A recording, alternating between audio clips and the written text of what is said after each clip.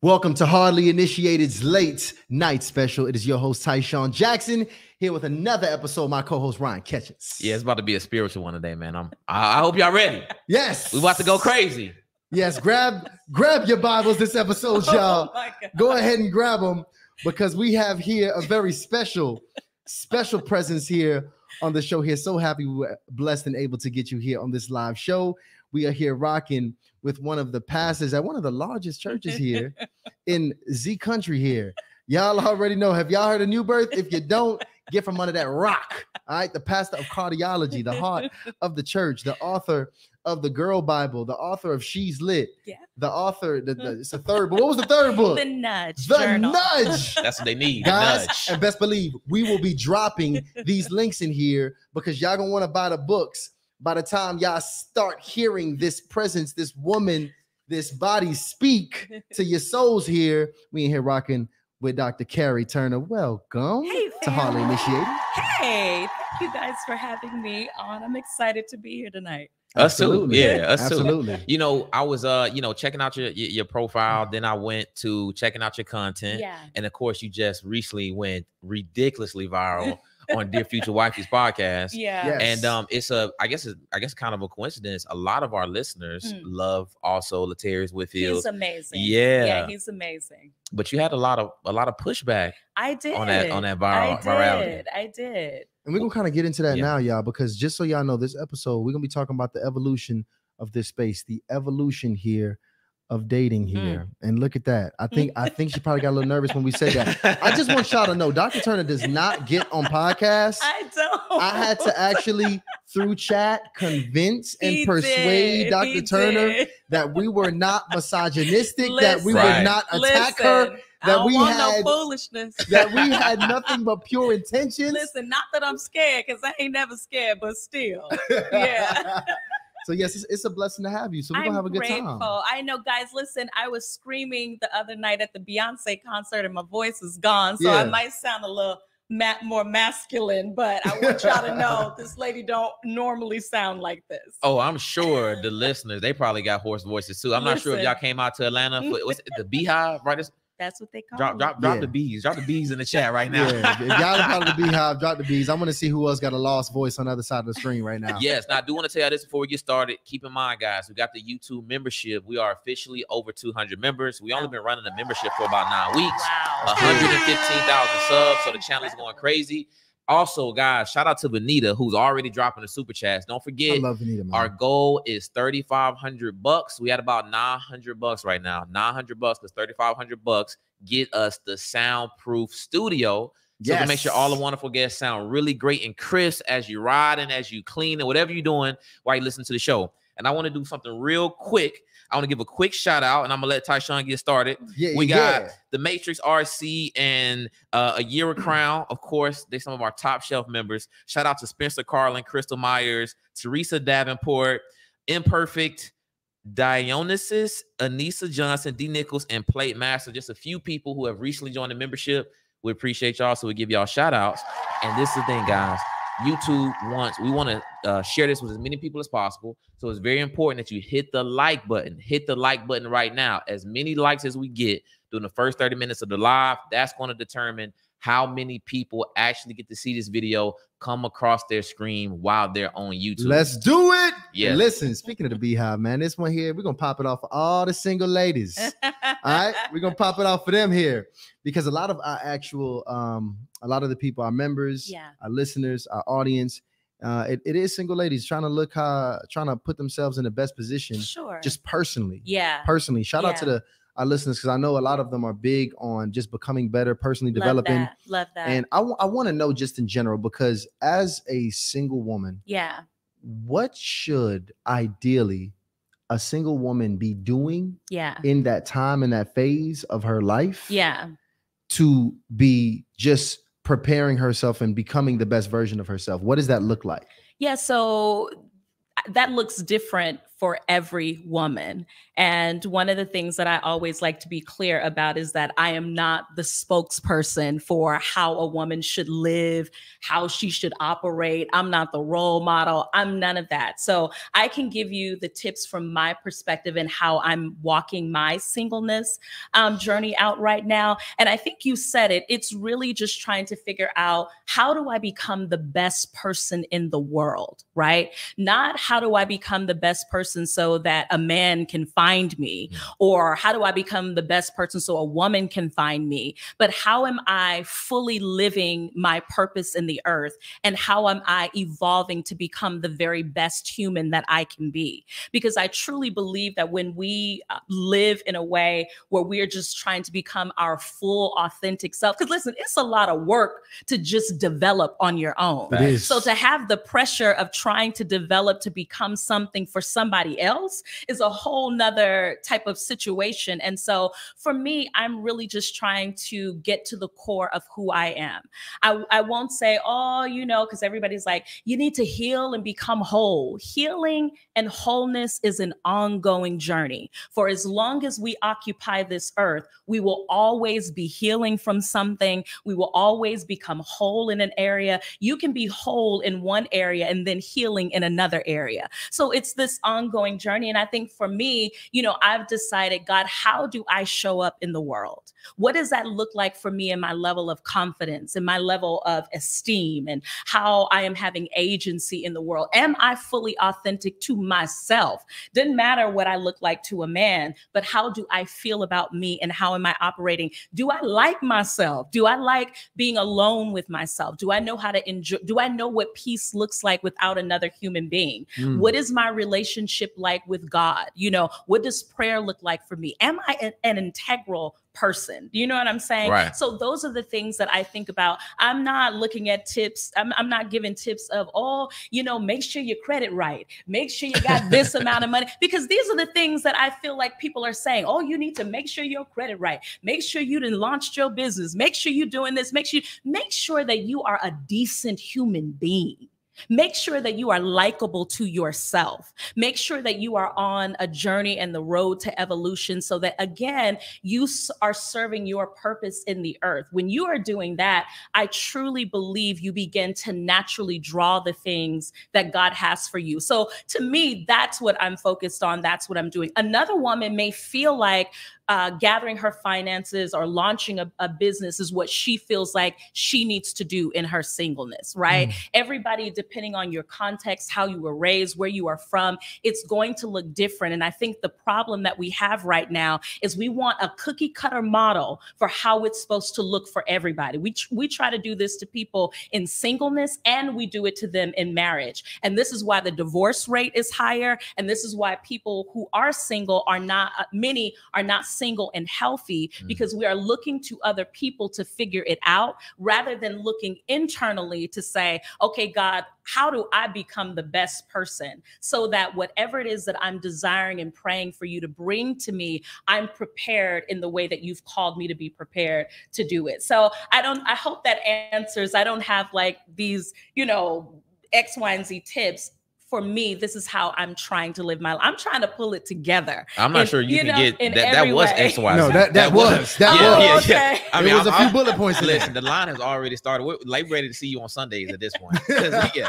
I want to ask you this though, because I know a lot of ladies, just being very honest and realistic. Yeah. They do want somebody in their life, like they do desire, and they're like, "Yo, I want a man." Yeah. So, what does it look like? What's the difference of getting better for yourself and getting better for somebody else? Yeah. Because you said that there was a difference. You should not be getting better to get somebody. You should be getting better for you. What does that look like? What is the difference of it look like? Yeah, I think getting better for yourself is understanding, you know, how you choose to live, how you want to show up in the world. I think getting better for somebody else is you becoming something else for somebody else, rather than being your full self and drawing somebody who is attracted to what you already are. Do you know what I'm saying? Okay. And I think that when we try to become something for other people, that's why we got so many clowns and jesters, because you constantly doing tricks, you constantly doing flips, you constantly changing this about yourself. yourself, changing that about yourself, not because that's what you truly desire for you, but it's because Jim like it like this, so you turn into what Jim like. Delante like it like this, so then you become him, and you really are dealing with an identity crisis because you are not planted and anchored in the core of who you are. When you're anchored in the core of who you are, it doesn't mean that you don't grow and evolve. It doesn't mean you don't learn your partner's love languages. That's not what I'm saying. But what I'm saying is if you are constantly changing the core of who you are to meet the needs of somebody else, then there's a red flag there that I think has to be explored. So I think that that's the difference between the two. I get that. I mean, I think some people just don't even like themselves. So period. Yeah. They're trying to figure out how to become what I need. So relationships do nothing but magnify what you already hate about you. Right. And that's how we date people. And when they lie, they cheat, we internalize that because we think that it's an issue with us when really it is a character issue with them. But if you are not anchored in the core of who you are, you will begin to allow people to project their issues, their challenges onto you, and you start to take on stuff that you're not even responsible for. So that's how a lot of trauma begins to happen, and you're unpacking a situation that really ain't yours. But because you don't know you don't know what to receive, and you don't know what to reject. You know what? That can happen for men too, because sometimes men can run into the situation where they're not having successful relationships. They're not, or they may not even be able to attract women at a level that they are, satisfied with. Yeah. So what they'll do is they'll go online and they'll look up, pickup artists. They'll look up different ways to, tactics to attract women. What's things a pickup to say. Artist? Pickup artists are men who specialize in the tactics that you can use to initiate conversations with women and get their numbers and eventually sleep with them. The ultimate goal is to go from initiation to sleeping with the women. I got it. So the thing about it is it's almost like learning sales, if you will. It's like learning sales, but as it relates to women. Wow. So the thing about it is it's a lot of content on this. One of the most famous pickup artists in the world, he actually got extremely depressed because he talked about how he not only was so good at it, he talked about being able to sleep with some of the most beautiful models in the world, even celebrities, but he couldn't maintain any of them on the back end because once they found out who he really was, he typically got exposed. He was ridiculously insecure because of all of these tactics. He just didn't believe that this woman actually loved him for who he was, just loved him for kind of what he was able to do for her. Yeah. And I think there's different levels of, you being able to do that. Whereas like, it's funny because, I remember, I think a lot of men fall into that phase of like, kind of wanting to become better and in that area of your life. And it's kind of scary where you can land. Yeah. Because you could land on the information and the content that helps you transform as a being. Yeah. And helps you truly become better version of yourself. Or they can just kind of equip you with these skill sets that allow you to get a result. And I think those are two different things, becoming a better person and trying to get a result, trying to get a sale, trying to get a commission. And because you don't have the patience to believe that becoming a better self will actually yield the fruit that you desire. Exactly. Yeah. Exactly. There's like a level of faith in that. So you go around getting better. Yeah. Try to get the shortcut. Yep. And it's empty. Yeah, it is very empty. Yeah. So I think that's really good, man. Let me tell you, I don't think I've ever seen over 200 people in the chat this fast. Oh yeah, we're going, guys. It's 13 minutes and it's 220 people up in here. Yes, this is good. This is good. So yeah, I can tell they loving this. So real quick, I want to give a couple shout outs because I want to talk about some standards because standards are changing in the day market. So I want to talk about that. But real quick, shout out to Jonathan Adams, J.A. We appreciate you. Said shout out to the brothers, peace and blessings. We received that. Shout out to Janelle. Yo. Listen, Janelle, I can just tell because Janelle gifts a membership every single time. She's always gifting memberships. So she's in the spirit of giving. Janelle, we appreciate you. And thanks for being rich, Janelle. We appreciate that. And shout out to right. Shout out to Deanna De La Trinidad joining the membership. Welcome and shout out family. Family. And shout out to Mira. Mira always showing love. We appreciate you as always. She says, shout out to everyone. Yes, Mira, please tell everybody to hit that like button. Now, Dr. Turner, we got these standards. They all over the place. You got women as well as men going viral for whatever their standards might be, right? Sure. I think it was it Claudia Jordan that went viral, said she wouldn't date a bus driver? No, that was Ebony K. Williams. Ebony K. Williams. Yeah. I'm not sure. I just threw Claudia Jordan. Damn, just threw Claudia. Ebony K. Williams. You know, you got these different things, right? Yeah. Now, one of the things that's typically said, usually you might hear from women and men that says, hey, really women, they say, I want my partner equally yoked. So let's because I know that's biblically based. Yeah. So let's hear from a pastor. What does that actually mean, equally yoked? And do you know kind of how that has even, where did that even come from? Yeah. So initially, being equally yoked derived contextually from animals. It was how animals were yoked. So this was a conversation really where the foundation was about farming and animals, right? So as of course it evolved and as it was used in the biblical text, when we look at, make sure that you are equally yoked or be ye equally yoked, it's really having an understanding that you are compatible, right? That there is a level of compatibility. And I think what the challenge is many of us think that it's, you are equally yoked on paper. I got a degree, you got a degree.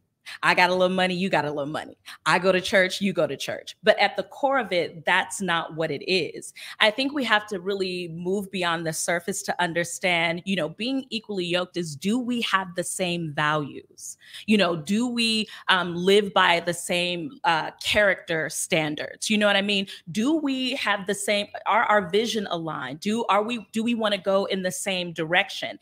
There are people who have also lost great people in their life because they were on one page and the person was on another page and they were like, oh, well, they don't want the exact same thing that I want, so we won't work well together. Or they don't meet my list or my standards of what I want to have, so we throw those people away. Oh, wow, that could have been your whole husband, your whole wife. Because being equally yoked is not just these surface materialistic things that we've turned it into, but it's really it's the core of what you believe, your values for your life. Are you equally yoked in that type of way? That's really what it's about. I like that a lot because that actually challenges the person who was qualifying the other person. Yes. Because to even get past those surface level things and find out if somebody has your values is not just the conversation. It's also you being very intentional and observant of how they respond to things, how they go about living day to day. And I don't think most people even have the patience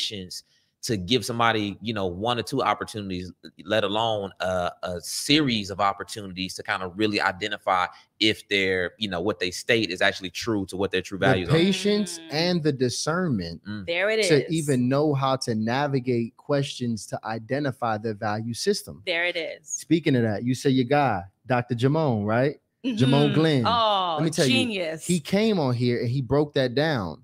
He said, because there's the most important questions we can ask when dating, he talked about these are value questions. And he talked about how most of us don't understand how to ask value questions. And the core of kind of what that is the why. It's not the difference between asking somebody, what kind of lifestyle do you want to live? Do you want to be a housewife? You want to have a career? That's one way, but then why do they believe they should have either one of those? Absolutely. That will probably more so navigate you to their value system. Well, I want this because I believe that family is the most important thing. I want to invest in kids. I want to do this. I want to do that. Yeah. And I think that's a big difference in the conversation, because if you think about it, a lot of these questions, when you go on a date initially, the surface, first of all, at this point oh my gosh, if I'm dating, is you asking me surface level questions, I'm gonna get pissed or just frustrated. It's probably in general. And I just break through it very quickly. But I don't know if many people even know that is what you should be doing. But we got to get to that to figure out even if we are equally yoked. So you can get all the way to a marriage and not even know somebody's values. I'm trying to tell you. So I mean, and that's pretty incredible to me to think about that. And I'm curious to know this too, because when you're talking about knowing somebody else's values, I think in the past you were previously married. I was. At that point, were you young when you got into this marriage? I was. We got married. We were college sweethearts. So we got married right out of college. So I was about 26, college grad school. Gotcha. Okay. Yeah. Did you make that mistake? What do you mean? Of not fully being, I guess, equally yoked.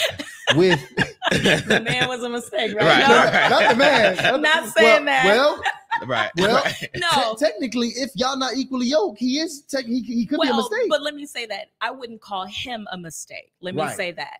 I think to kind of go back to what you're saying, let me clarify. He is not a mistake. I think that when you're young, sometimes you don't know what to look for. So 26 to me now is very young, right? It's people that are in their 40s and 50s, 60s that don't know what to look for. At 26, I did not know what to look for. And I may venture to say that he may not have known either, right? So although there were certain things that we were drawn together about concerning, we connected on, I think that when we got into the core of our marriage, the challenges started to come. So that's where you say, in college, we're having fun, we hanging out. Right. Do you know what I mean? We were serious enough to decide to get married, but I think in retrospect, we probably should not have. We weren't prepared to be husband and wife at that time, but you feel the pressure of what's the next step, right? You graduate from school, you go to grad school, the next thing is for you to get married. I've been with this person, so that's what you do. So you follow the next thing rather than what your discernment tells you. I want to go back to that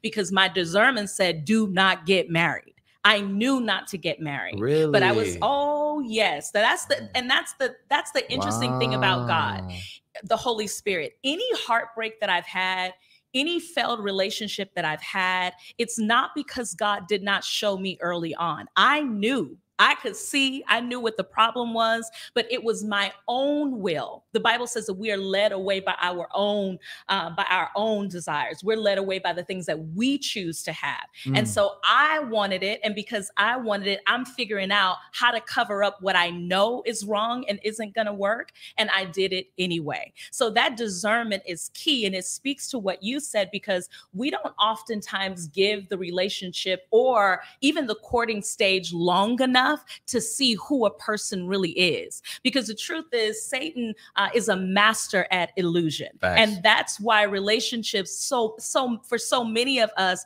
it's such a stronghold in our lives, right? Because he's a master of deception. He's been doing it since the beginning of time, which means that he poses himself as light, but we know at the end of the day, that's not what he is. It's not until you take the time to let people be who they are and you accept who people are showing you. You allow your discernment to speak to you about what is happening, and then you make the decision based upon there. But operating in discernment takes maturity and wisdom, because that means that you might see, you might discern, you might feel things that are counter to what you desire.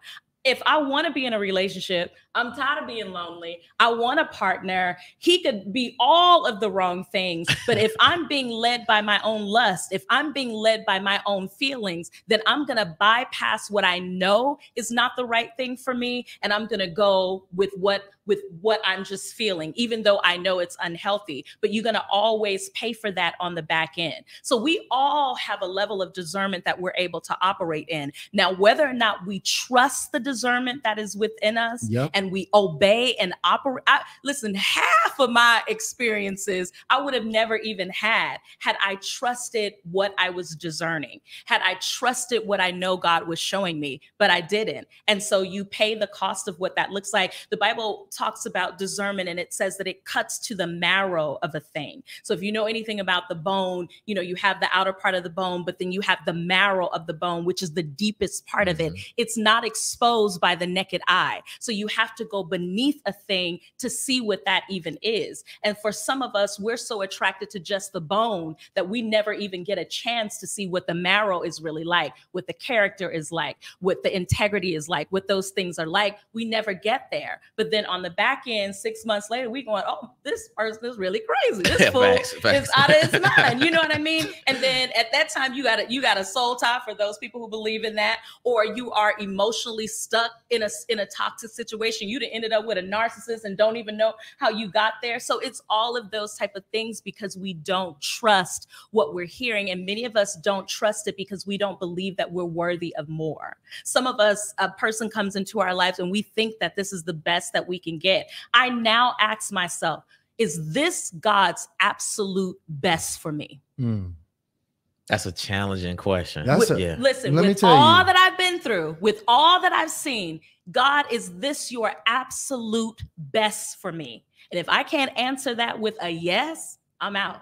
So today, if you out dating and you now are looking at the values of someone, what are some of the most important values? Integrity. Listen, a liar, a person who has no character. I've met people who I believe are literally morally bankrupt. Like, you don't care what you do to people. You look great. You are very articulate. You are brilliant. You might even be anointed. You excel in what your field is. You know what I'm saying? Can you be anointed with no character? What? Child cheese. Yeah, I could run them down. Wow. I could run about 10 days.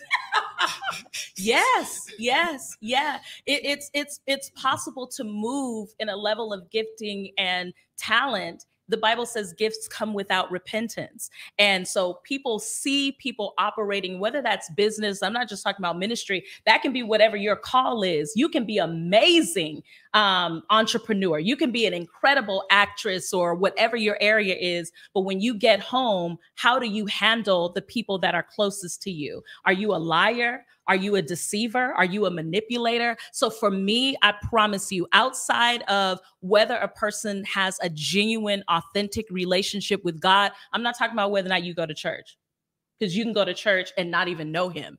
But do you have a real relationship with God that shows up in how you not just treat me, but how you treat everybody that comes in contact with you? So I can confidently say that character and integrity are the primary things right now for me. I cannot deal with a person who does not have those things. I like that. Yeah. Let me tell you, Dr. Turner, you too lit. You too lit. Flaming up the mic right now. First off, let me tell you something. This is how I know she lit, because she got celebrities joining the chat. No Yo, shout out to Anthony O'Neal. My brother. Hey, listen, he said my sister throwing flames tonight. He Yo, is. Anthony, what we got to do to get you on the show, man? Listen. You can't be in the chat. He's Listen, amazing. I want y'all to drop flames in the chat if y'all want us to try to get Anthony O'Neal on the show. I want y'all to go ahead and drop them flames. Now, Absolutely. I got some questions. I'm just very excited because Okay. man, I like this. If I like you're gonna this take it energy. away from this, don't even do it, because I got a couple more follow-up No. questions. I'm not gonna take it away. All right. Well, check out Peach's question. I think that was a good one. But shout out to Nora Steve. She says, you are preaching tonight, sister. Wow. Nora, I completely agree with that. Yo, sending those super chats, not only does it help us with getting the studio soundproofs, but it just helps us be able to show more love to the guests. The only thing we was able to provide was some water. Oh. Listen, Dr. Turner dropping his heat like that. She need water. She need hors d'oeuvres. She need food shrimp. after this. She need something. Y'all see what's happening. Right? Now, shout out to Myrna. It's Myrna. Shout out to Myrna and Tiffany Bryant joining the membership. But go ahead, Tasha. I know you got some for us. So now integrity is the number one value. Sure. I want to know this because this can happen. I hear people all the time talk about we've grown apart. Yeah. I've changed. Yeah. Can your values change and evolve as you get older or just as you mature as a person? Absolutely. Who I was when I got married at 26 is not who I am right now. So they absolutely, I hope you evolve. Do you know what I mean? There are core things about who I am that has not changed, that will not change, right? So I may add more values, but there are certain values, certain core things about who I am that have not. But for many of us, they will change, they will evolve, you will grow. And the challenge is if most of us date for our now and not for our later. And so many people end up with people with where they currently are in life, not thinking about where they're going to be later. And so when you do that, you're not connecting with someone who is on the same page, thinking the same thing. And so they are stuck with where they are, and you are frustrated because you're trying to grow, you're trying to evolve, but now you have a person in your life that is not on the same page. So as you are dating, you got to think about not who you are right now, but who am I going to be in the next 5 to 10 years? And what do I think I'm going to need to help accommodate my life in that way? Now I'm asking a question for the people right here. Because Okay. I've heard that before. Yeah. And I think that's so hard for people. Sure. Because people still trying to figure out out what's going on today. Right. Right. So if you're trying to figure out what's going on today in your life, then you might want to hold on a little bit. Oh, okay. So now let's go there. You could, unless you're just having fun. Do you know what I'm saying? Right. If you're just dating to have fun, marriage is not on your itinerary, you're just kicking it, then do you. But if you don't know what you are doing and where you are going, listen, then how you don't even have the space to bring anybody into your life because you can't even fully articulate where you are and where you are going. That's why I talked about vision being a primary thing, because when a person is clear about who they are and where they're going, there is a way for them to articulate that. You then should be able to articulate that, and you see whether or not those paths are going in the same direction. That then lets you know whether or not this is something that you need to move forward with or not. I'm not saying that you have to have every single detail of your life mapped out. Do you understand what I'm saying? Right. But you ought to have a clear picture of the path that you are going in. And if you don't know that, then keep kicking it. But if you know what I'm saying? Right. But if you want a wife, you want a husband, then I think that there ought to be, a little bit more clarity in what that direction looks like. So, when it comes to people knowing, because that sounds like a prerequisite now. That sounds like a prerequisite that you just gave. It is for me. And I hear from men all the time. Sure. Men need vision. Sure. Men need to have. How important is a man for us to be able to understand, or a woman to bring her vision to the table? Is that even important that a woman has a vision? Yes. Is it just our job to bring the vision, and she need to bring the ambition to help my vision? No. Or what am I looking for in a woman's vision? So listen, you ought to, I think, first of all, that's a great question.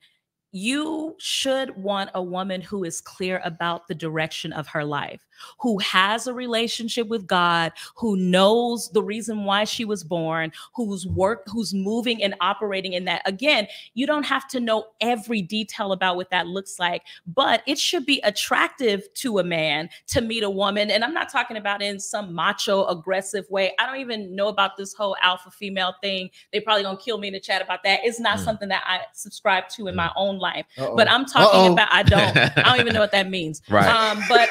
That's just me. I don't know what that means. I knew I liked you.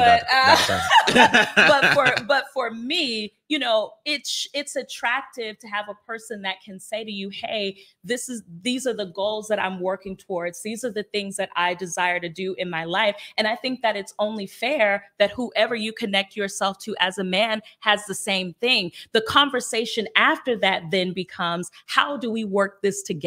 How can we then bring both visions together to ensure that we're building something? Because then at that point, you're starting to talk about legacy.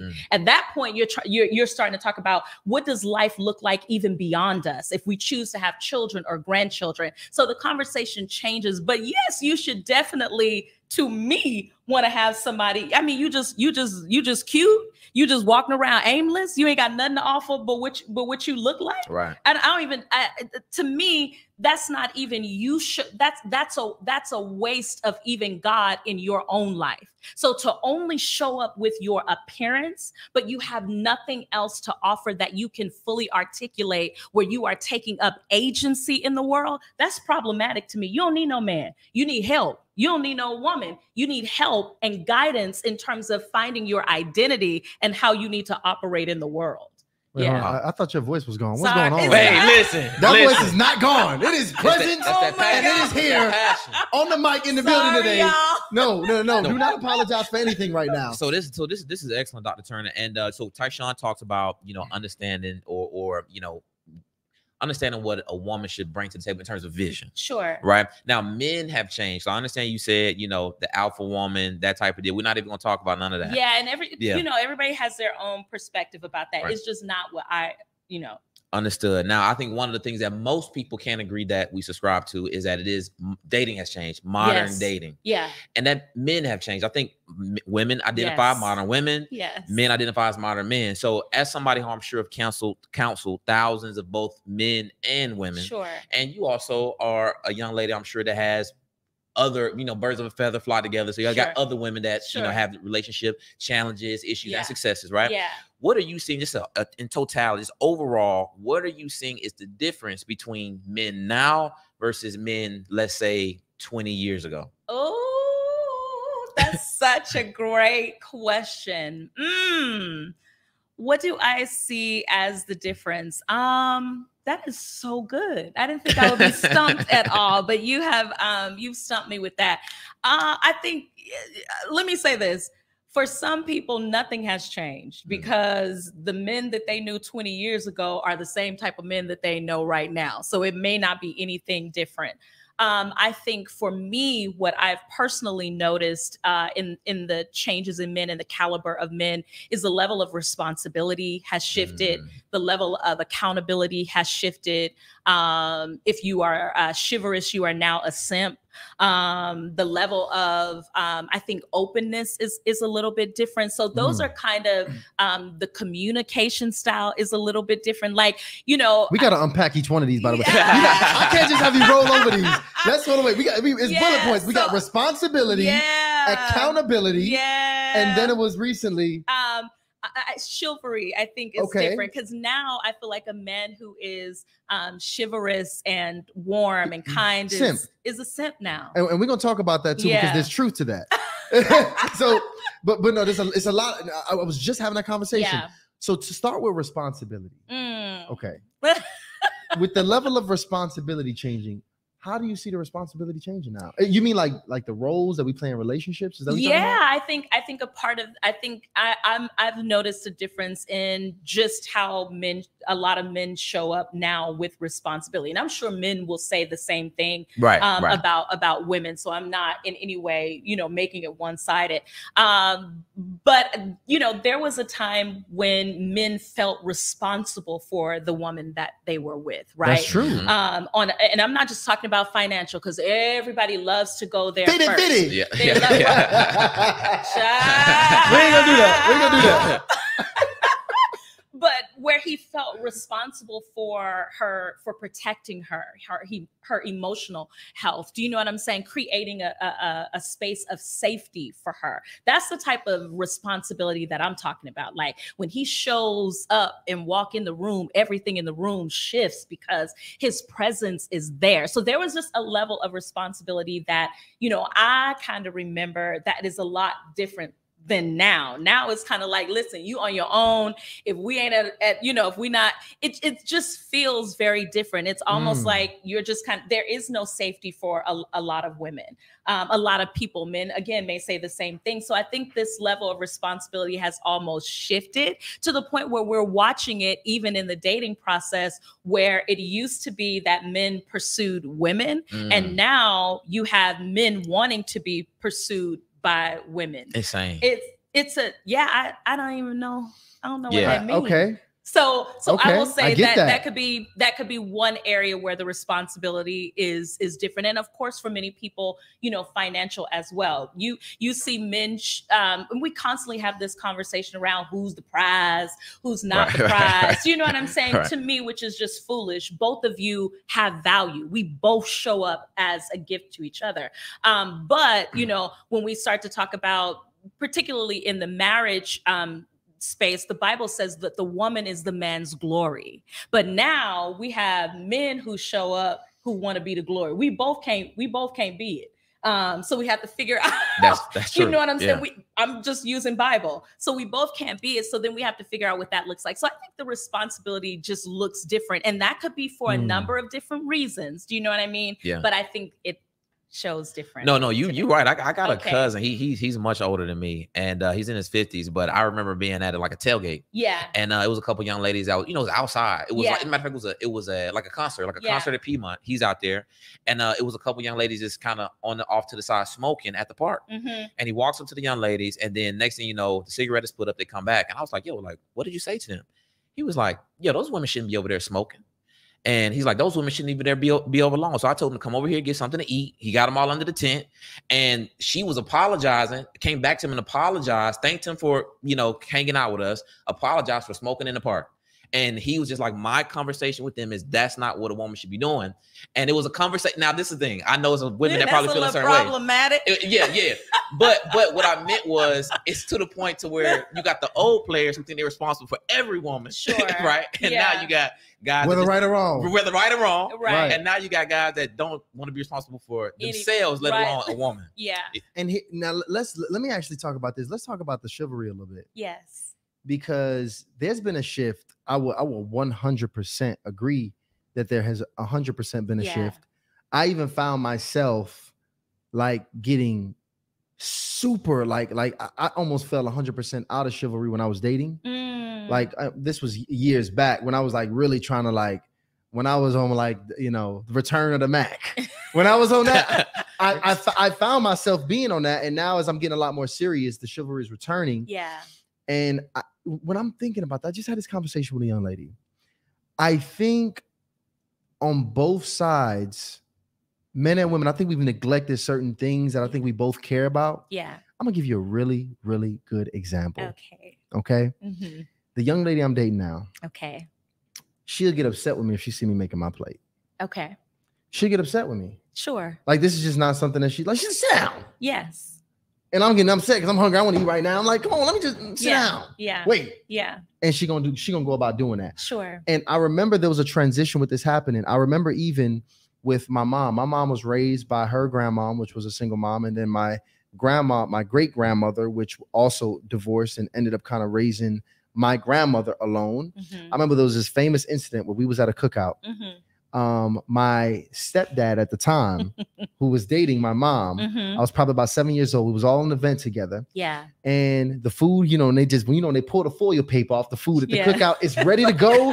Everybody's starting to get in line. Yeah. It's time to get it popping. Yeah. She like, you know, babe, what you want? And he's like, yeah, I want this. I want that. I want this. My mom stands up. She goes over there so she can make the plate. Yeah. My great grandma at the table, she says out loud in front of everybody. She was like the matriarch of the family. She says out loud. She says, "You don't make that man no plate." Ooh. She says it out loud, just like that. And it kind of froze everything. Yeah. Everybody kind of froze up. Yeah. And it was like, whoa. Like it was like a moment. But that moment was just indicative of kind of all she's probably been through. Sure. What she experienced and everything else. Sure. And, you know, I think when you have people just kind of playing tit for tat over time, in this petty game that I think we're now in this petty space we in. Oh my gosh. With men and women just bickering at each other and kind of just pulling more and more chips off the table to protect what we have. We're trying to protect the little bit we have and not give or serve anything. What ends up happening is we now get into this very selfish space. That we're in today. And I think it's like it took us a while to get here. Yeah. But we are in a very selfish space. And on your end, when you see chivalry, that was just a good example for me because I like my plate mate. I kind of like those. Yeah. You know? And when you talk about chivalry for you, what's some things that you see that's probably being neglected on your end?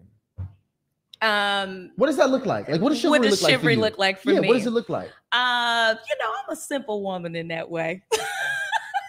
I love just they opening your doors. You can't tell me no guys ain't opening your doors. That's happening. Oh yeah. But there was one that tried not to open a door. Well, I'm surprised. Very surprised. Oh yeah. I don't know where he is right now. R.I.P. You know what I'm saying? Like, how are we having that conversation? But of course, you know, things like, you know, opening a door. I'm a very affectionate woman. So I want my man to walk up on me. I don't care wherever. I could be in the kitchen. I could be on the sidewalk. I don't care where. If he walked past me, I want him to touch me. That's just how I am. That's chivalry to me. You know what I'm saying? I'm a conversationalist. So I love, you know, a man that, to me, a part of chivalry is his conversation with me. Is there kindness and warmth in his voice? Those kind of things. I love text messages, you know, throughout the day. I love calls throughout the day. That's chivalry to me. Small things like flowers it's an inexpensive, most women want flowers. A lot may not, but I'm one of those that do. So flowers and small get gas. That's a good one. Listen, that's a good one. Yeah. My car being like, these are not, I ain't say a bag. I didn't say a trip. You know what I'm saying? I get it. Not that those things aren't great and that you can have them, but I think sometimes we underestimate the power of even small things that say, I'm mindful of you today. You know, is there anything that I can do for you today?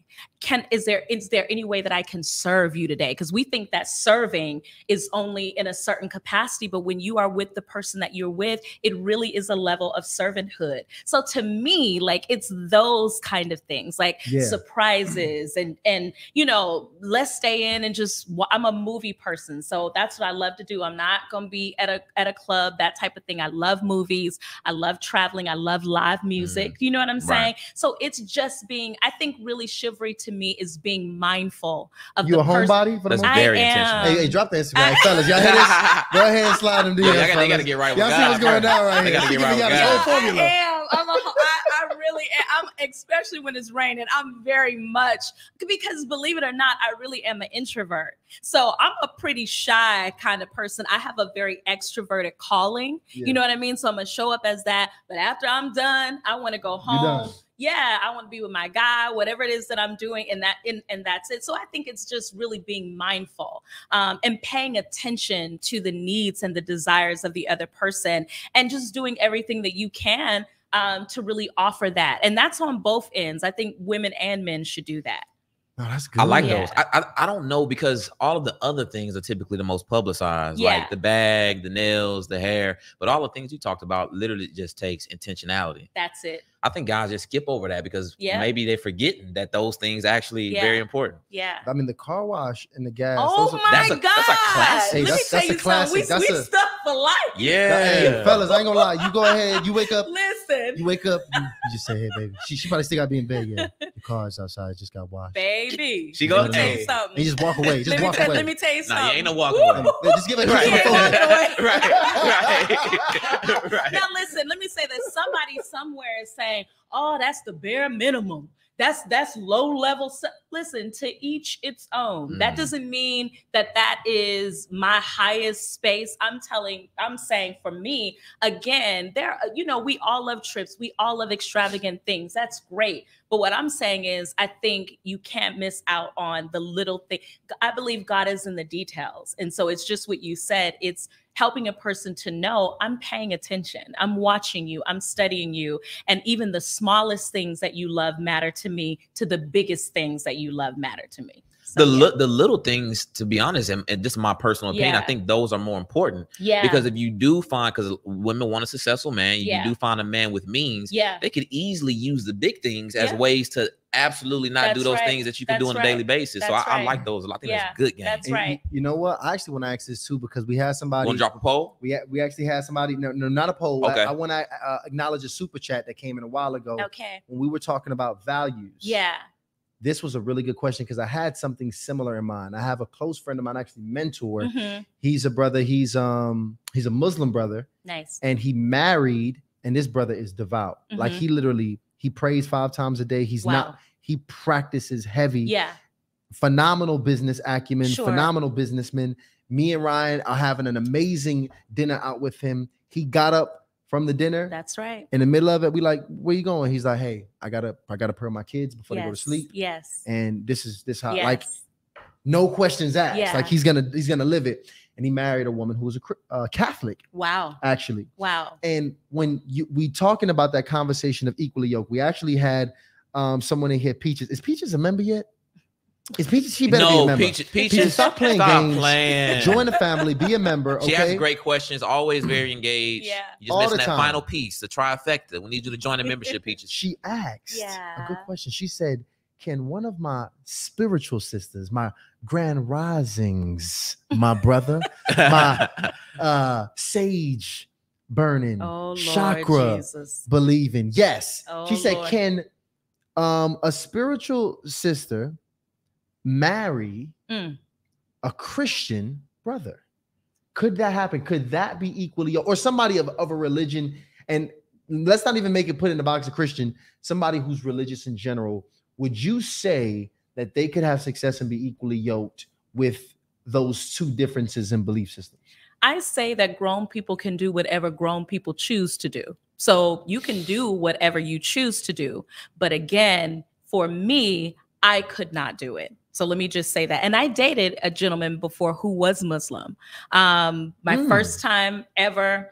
Absolute great experience. It wasn't a horrible experience, but at the end of the day, it could only go so far. I wasn't converting. He wasn't converting.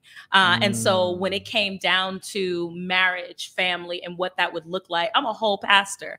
You know what I'm saying? So it didn't work for me. So for me, I can't say what is going to be successful or not for another person. I'm saying, again, it goes back to those core values, right?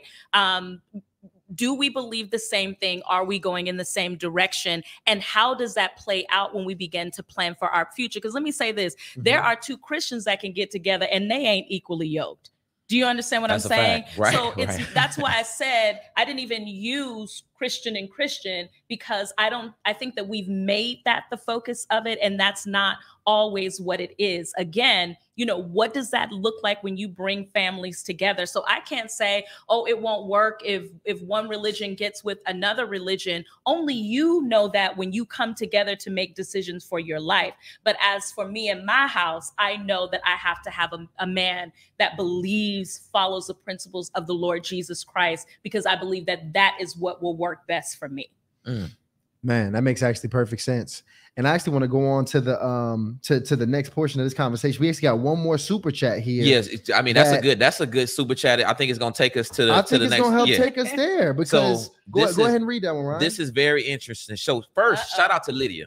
Shout out to Lydia Weir. She says, listening from the UK. She's preaching good. Yeah. And this Hey, thing, UK. Hey, UK in the house. And this thing, we gotta hurry up and get this message out, because Lydia, she gonna be falling asleep in a minute. Yeah. It's bedtime over there right now. So shout out to Only Goodness. She says, relationships have been a hot topic since the 90s. Okay. My question, Dr. Turner, is, do you believe relationships are one of the main purposes of life?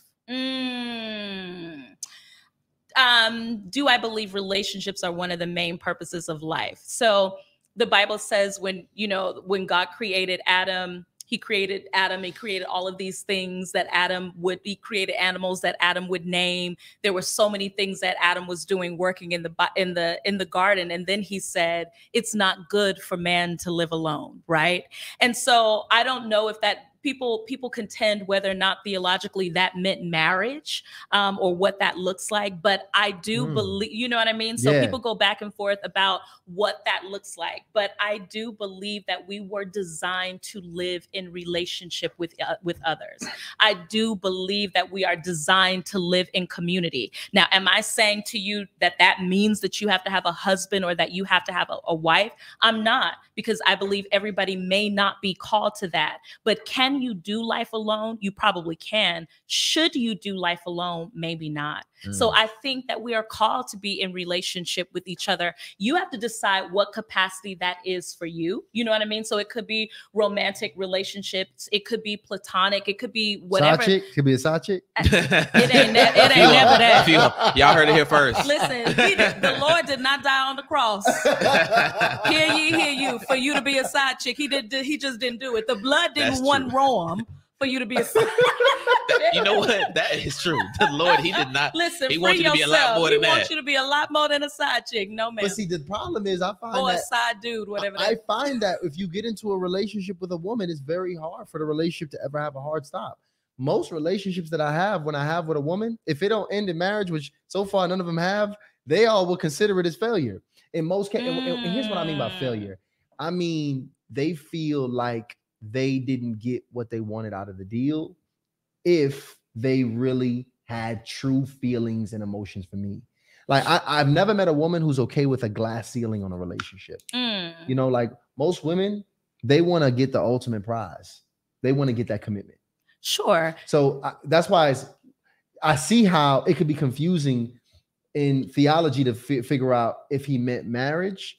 But if he didn't mean marriage, which is the highest level of a relationship, I would assume. Right. Then that means it would be a relationship that is lesser, with a lesser commitment, which I don't see a lot of women being happy with a relationship long-term with lesser commitment, just in my experience. Right. So let me go back, because I don't want the saints to say that I'm not saying that God didn't intend marriage. For me, it is marriage. Yeah. So the end game for me is marriage. What I'm saying, for someone else, there are people who have publicly said, I don't want to be married. So because they don't want to be married, are they not to be in relationship with anybody at all? I think that's to me, I think that that's foolish, because again, I don't think that we are designed to do life alone. Does that mean that you are called to be a side chick? No. Does that mean that you are called to be something secondary in somebody's life? No, that's not what I'm saying. What I am saying is that you can have healthy platonic relationships. You know what I'm saying? Right. Even if marriage is not the end game for you. So I don't want to use that text to make everything about marriage and relationships, because that's what we've done to people. We've put pressure on people to make marriage the end game when that might not be what they're called to, but it doesn't mean that you're called to anything of lesser value. What I'm saying is you can still have a very healthy and robust life with a community of people that you love, and marriage not be in the equation for you. It doesn't have to always be either or. But I think the message is, oh, well, if it's not marriage, then you got to take what you can get. That's not at all what I'm saying. It's whatever your standard is and what you desire. For me, the end game is marriage. But I also realize that every relationship is not going to end in that. Maturity says marriage wasn't birthed out of this, but what was birthed out of it? What did I learn? What did I get from it? Maturity. And so, right. If there's no maturity in singleness, you don't need to even be thinking about marriage, because the Bible says that, listen, marriage requires maturity. There's a level of maturity that you need to have in order to be married. So if you are devastated at the end of every situation because you didn't get married, then you got to reevaluate, really, why do you want to be married in the first place? Is it just to say that you are? What's your goals around it actually happening? Are you just looking for a ring, a wedding, and somebody to just stand next to you so that you can say that they're there? But community doesn't have to mean that it's always romantic relationships and that it's always marriage. That actually perfectly segues into a clip that we have had. Okay. Let me tell you, we had 3 prolific brothers on here, all married, had a brilliant conversation. And we actually had a reel go viral because what he stated was something that was pretty polarizing. Upset the men. Yeah. Upset the men. He stated that if a man does not achieve or it does not head a family through marriage, like if he does not get married and head a family, he cannot be a real man. He says, and this is what he stated. And actually, what I want to do before I give too much context, Delano, please. You're gonna say exactly what he stated. Let's see the clip. Delano, please play the clips. Mute the mics, y'all. I'm gonna let y'all watch it, and mute the TV as well, because I want Dr. Karri and the family to see this. So I want you guys to see this because I want to get your opinion on this thought and this take.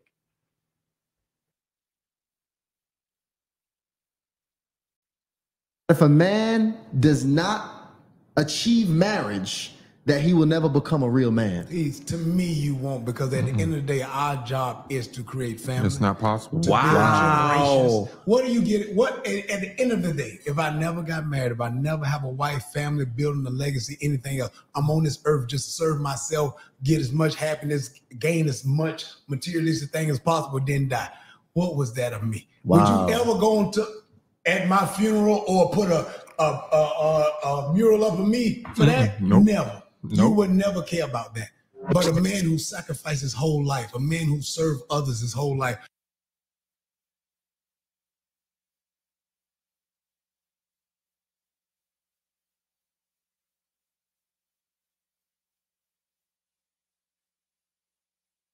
Here we go, y'all.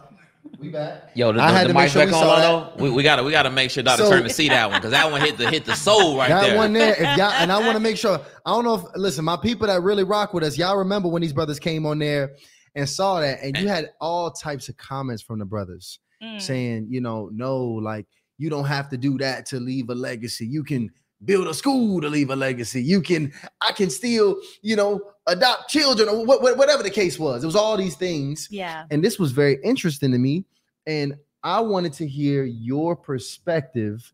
Do you think a man, and let's keep it at men in particular. Let's just keep it at men. Because I was about to shift this thing real quick. Keep it on the men. Turn up.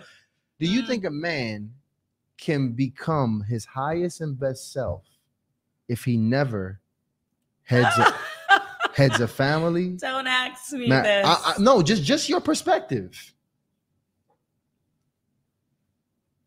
Can a man be a man because if he doesn't head a family, can he still be a man? Yes. The best and let me add this in here. Add the best version of himself as a man. That changed it a little bit, right? That does change a little bit.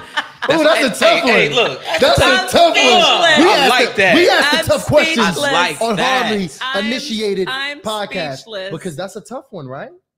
I think my ego. Matter of fact, let's get a poll on that one. Let's get a poll on that one. So, guys, we're dropping the poll right now. Can a man be the best version of himself if he never what the people in the chat marries or heads a family? And no, listen, I don't think anybody's gonna condemn you for this because I all of those brothers. Let me tell you, all of those brothers were absolutely men of God. Yeah. Like they didn't even talk about this before the show. Yeah. And they were all on the same page with this. So they all agreed with him. All agreed with him. Really? All of them were like, absolutely. Because they feel like there's just only certain places that you can go in your manhood, only certain places that you can be developed. Sure. Through having a woman by your side. Sure. And leading her and leading a family. Sure. And not business, not leading a company. Sure. That's one thing. Sure. But leading a family in particular, the many yous, your reflection, all the way to the finish line. And I've never heard that, but it was I'm telling you, it was a strong arm. I almost went home and made a family that night because they tried me up because I was one of the guys that they was talking about. So listen, we got Dr. Turner. We done had it for about 60 minutes. She's cracking up over there. We got over 500 people in the chat right now. In the first hour. Within the first hour. So this is crazy. Night. On a Wednesday you flaming it up? Night. Oh my goodness. And I just dropped that poll, guys. Let's try to get 200 votes on this poll. We need, matter of fact, let's try to get 250 votes on this poll. We want to get everybody engaged on this one.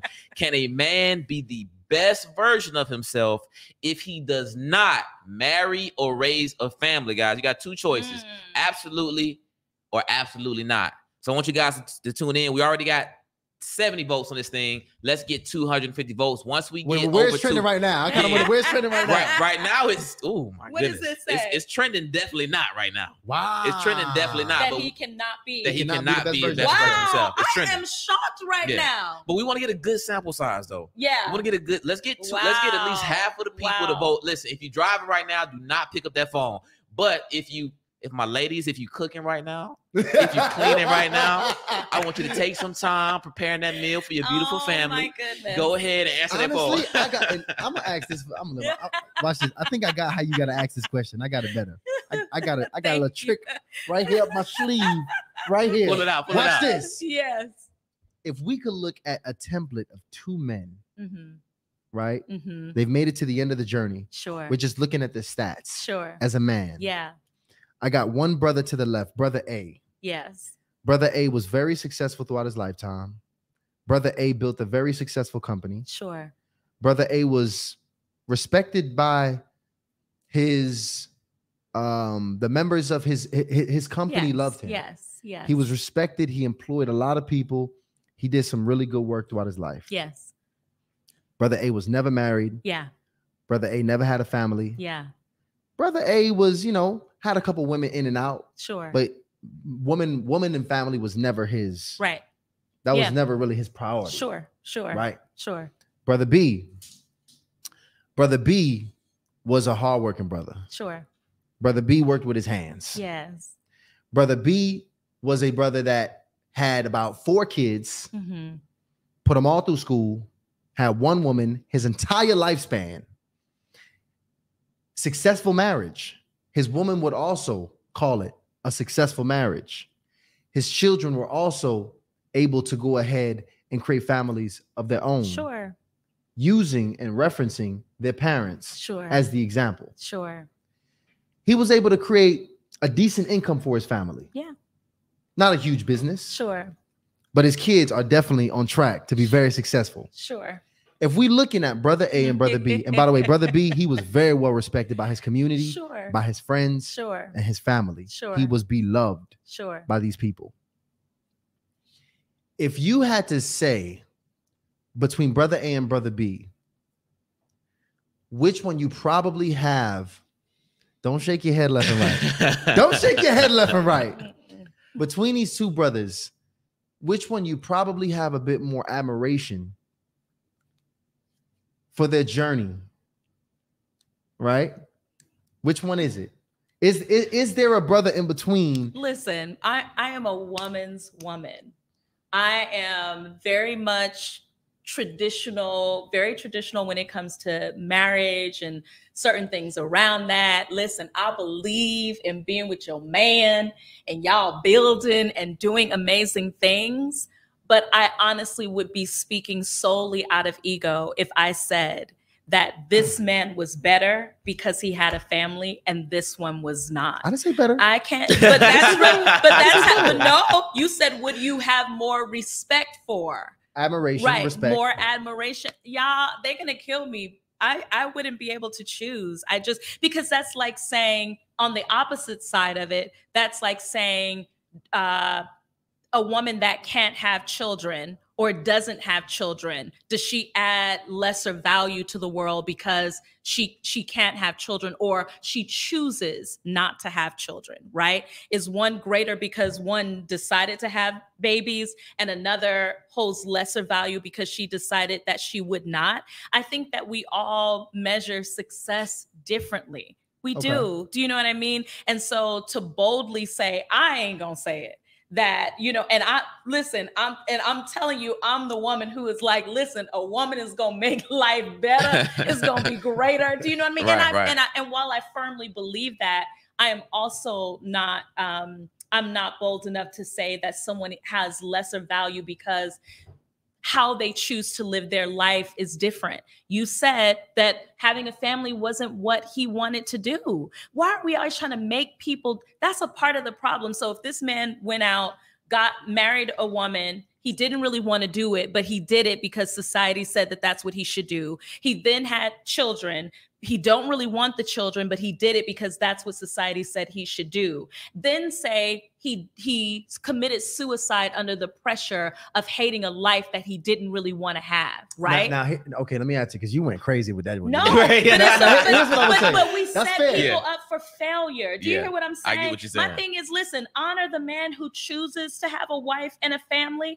Honor the man who decides that he may not. The problem is we trying to make people do things that they do not want to do. What is authentically real to you? No, let me tell you what I think the problem is. I don't know, y'all. First off, let me tell you got the chat flamed up. They like brother A, brother B, brother A, brother B. Matter of fact, let's close out this poll before I make the next statement, because we be holding the I'm poll sorry, forever. y'all. Okay, so the poll. I mean, the poll has only been out 6 minutes. You sure you want me to drop the poll? I think how many people voted? We got 158 votes in there. Are we gonna close the poll? Ty, we need to close the poll.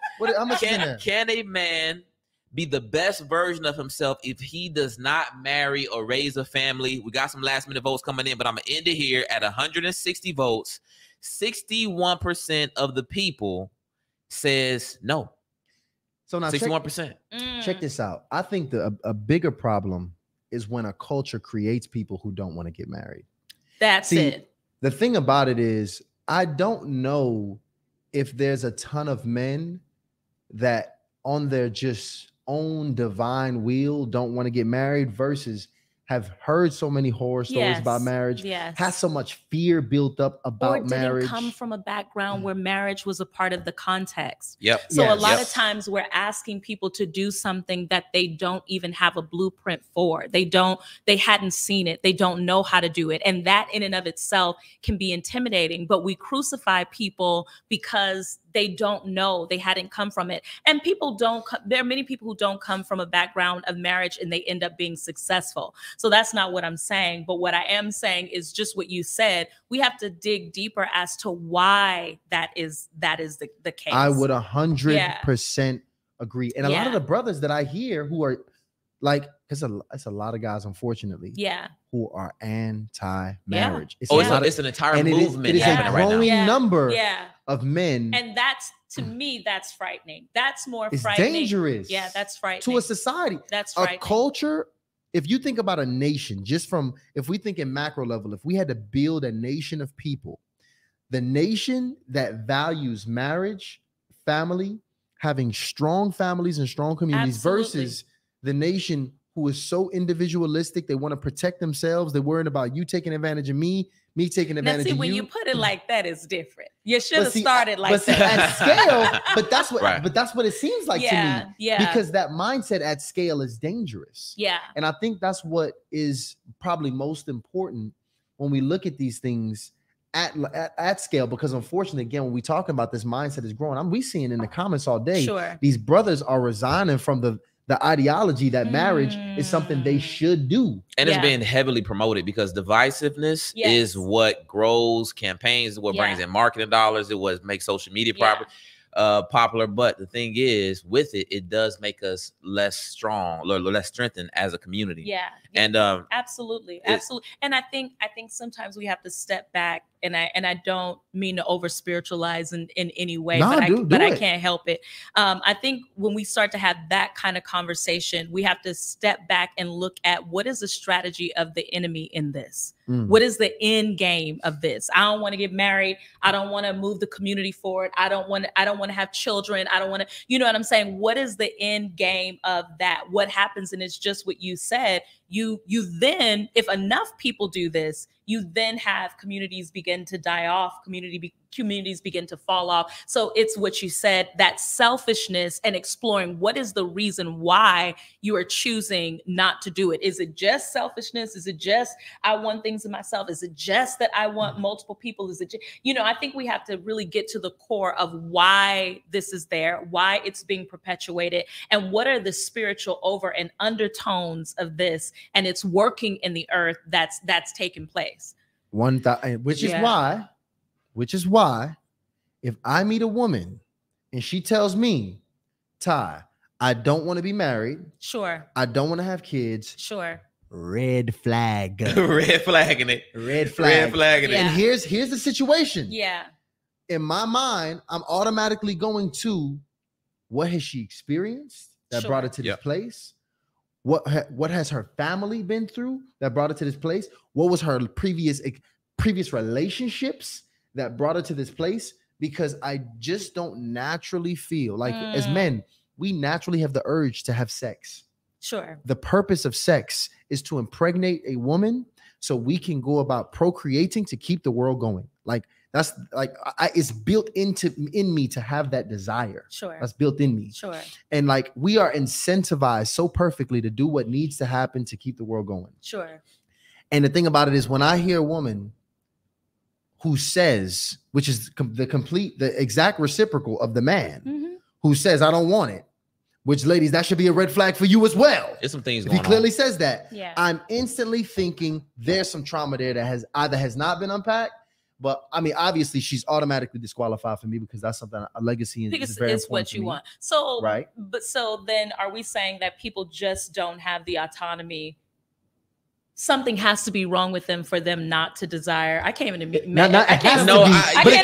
I'm saying this. It could be. Me personally, I think more than likely it is, just because of the way we are biologically constructed. Sure. And the thing is, it's like so it's the four chemicals in our body that determines happiness. It's like dopamine, serotonin, oxytocin, and Delano, help me out with the fourth one. But this is statistically proven or scientifically proven that dopamine is the main catalyst to men's happiness, which is brought on by activity and action. And oxytocin is the chemical that's the main catalyst for women's happiness, which is brought on by connection and affection. Yes. So, I mean, if we're wired like that, I think it does mean that on some level it is duty to bear children and raise family.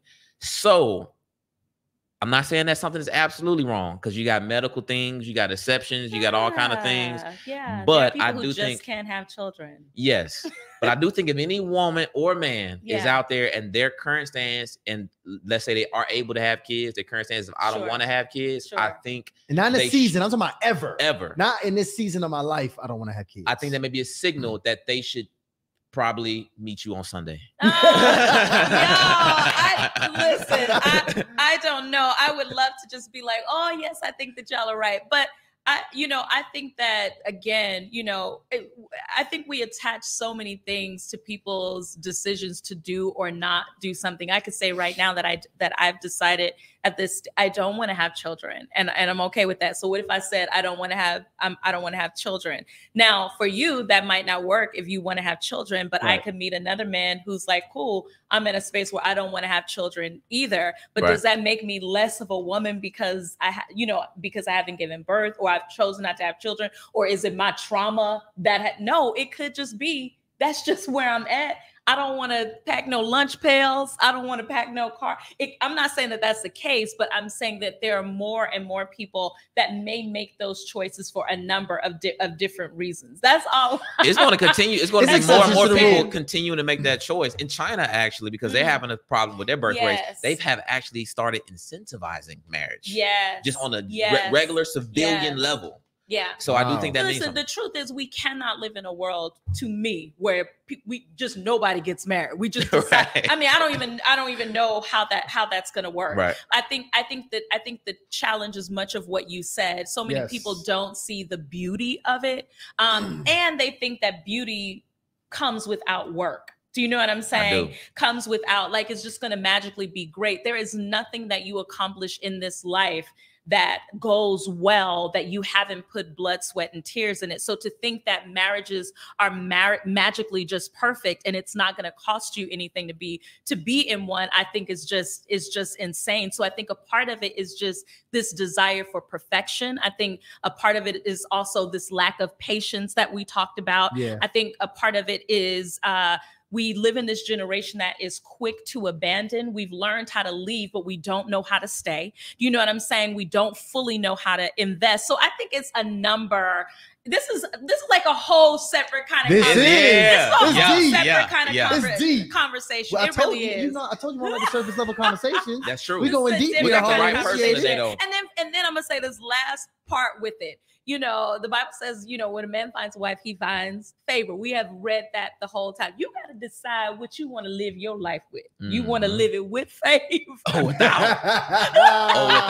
Or you want to live your life without favor. You know what? Let's talk about this. Wait, real quick. Can you hold that for a second? Listen, do your thing. Guys, I'm dropping this in the chat real quick, guys. I'm dropping the channel membership. I'm gonna drop it 3 times. I'm gonna spam y'all with this because we need your support for the YouTube channel, especially when we get wonderful guests like Dr. Turner dropping these gems, guys. And I'm going to do a favor for everybody because I know I'm a little late on some of these things. We got some super chats that came in. Shout out to Jess Green. She says, yes, she is so right. Absolutely right. Shout out to Ikene, who's sitting over his super chat. Ikene, I'm going to leave that. Yeah, I'm going to leave. I'm not even going. He says, she said that's in my household. Wrong statement. So we got Akene. Oh, he's like, he reading everything you saying. He reading everything you saying. As for me in my house, Akene, right now it's just me. Right. Relax a little bit. See, but that's the problem. That's the problem, right? Okay. That's the problem right there. Okay. We want to take every little thing and be offended by something. People can't even, you can't even have your own thoughts or opinion without somebody picking it apart. Akene, relax a little bit. For me right now. They do the same thing to me. Yeah, they do the same thing to now me. You done got on my nerves, Akene. Wherever you at, you done got on my nerves, right? Because don't nobody pay bills at my house but me. Ooh. So right now it's my house. When I have a husband, then it changes. So settle down. What you gonna do? Blame it, Mike. Yeah, you gonna pay some bills, brother? Hey, I don't even want his bill payment because he already got on my nerves. No, Akene, send that super chat in. Let us know what you work with. Let us know what you work with. We're doing too much. Shout out to Althea. Althea asked me. She says Paul the Apostle was the best version of himself. Was he married? Wow, that's a good question. Jonathan Adams went in there too. You seen that one? Yeah, Jonathan J.A. He says you cannot be your best version of yourself without family. It changes a man completely. He gains even more favor with the Lord. That's a different level. And we got Myrna. Shout out to Myrna. She says, I am a senior, and even for me, this is enlightening. Wow. Thank you, brothers, for always bringing the heat is needed. Love your guest. She's amazing. God bless you and your journey. Much love, Myrna. And we got a couple questions coming in, guys. We got the questions flooding in. Keep sending in your super chats. This is what I got to do, guys. We almost at 600 in the room. Wow. This is just for the members. I got to show the members love, guys. So I am going to have to make the chat members only. Oh my goodness. I just did that only for some time because I know y'all want to get involved, but this is the thing. I got to figure out a way to get y'all to join the membership. So check this out though, because this conversation is gonna be good. So I'm happy with members only. I called up Dr. Turner today because let me tell you, Dr. Turner got so much range. I mean, she got such a background. I was doing research on just all the things she's done. I'm like, what are we about to talk about? Because we could talk about anything. I gave her the idea and I said, yo, Dr. Turner, I want to talk about this Proverbs 31 woman. We done brought it up a couple times. We never really went into it. She was like, Ty. Now we're gonna get into that. Okay. I ain't gonna tell them your point of view. Yeah. I want to kind of go into that. Okay. Well, first of all, before we even do that, can you give our audience, especially for the people who's Sure. newly introduced to what a Proverbs 31 woman is? Yeah. Can you kind of break down Yeah. what that Proverbs 31 woman is? Yeah. Well, one, I want you to just go read, right? Yes. I want you to go read about Facts. who the Proverbs 31 woman is. But she was a wife. She was a woman who moved in the marketplace. She, added to her family. She was brilliant. She did business. So she was incredible. And what she has really been used as is a model of what a virtuous woman looks like. And so really in Christendom, she has been made, just this The template of the ultimate woman. She is the template. She is this iconic figure. She's a mother. She's all these wonderful things. And so when we started to talk about it, while I honor very much so and respect the Proverbs 31 woman, I think there are some things about it that can be a little antiquated. Hit the horn on that, right? You got to hit the horn on that. I think it can be a little antiquated because, like, herein again, not every woman will get married, right? Not every woman will bear children. So then does that mean she is not virtuous? Does that mean that she does not add value to her community? Does that mean that she can't stand at a gate? Because that's what the Proverbs 31 woman does. Yeah. What does that mean? And so I think we have to be very careful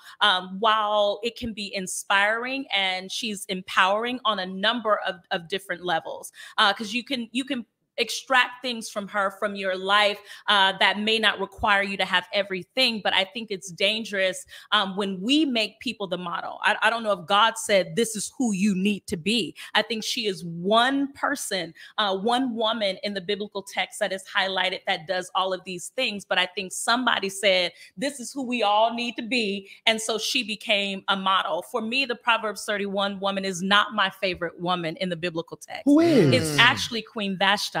It's actually Deborah. Those are two of my favorite. Now, some people will say, why in the world would you like Vashti? She was rebellious against her husband. You know what I mean? See that?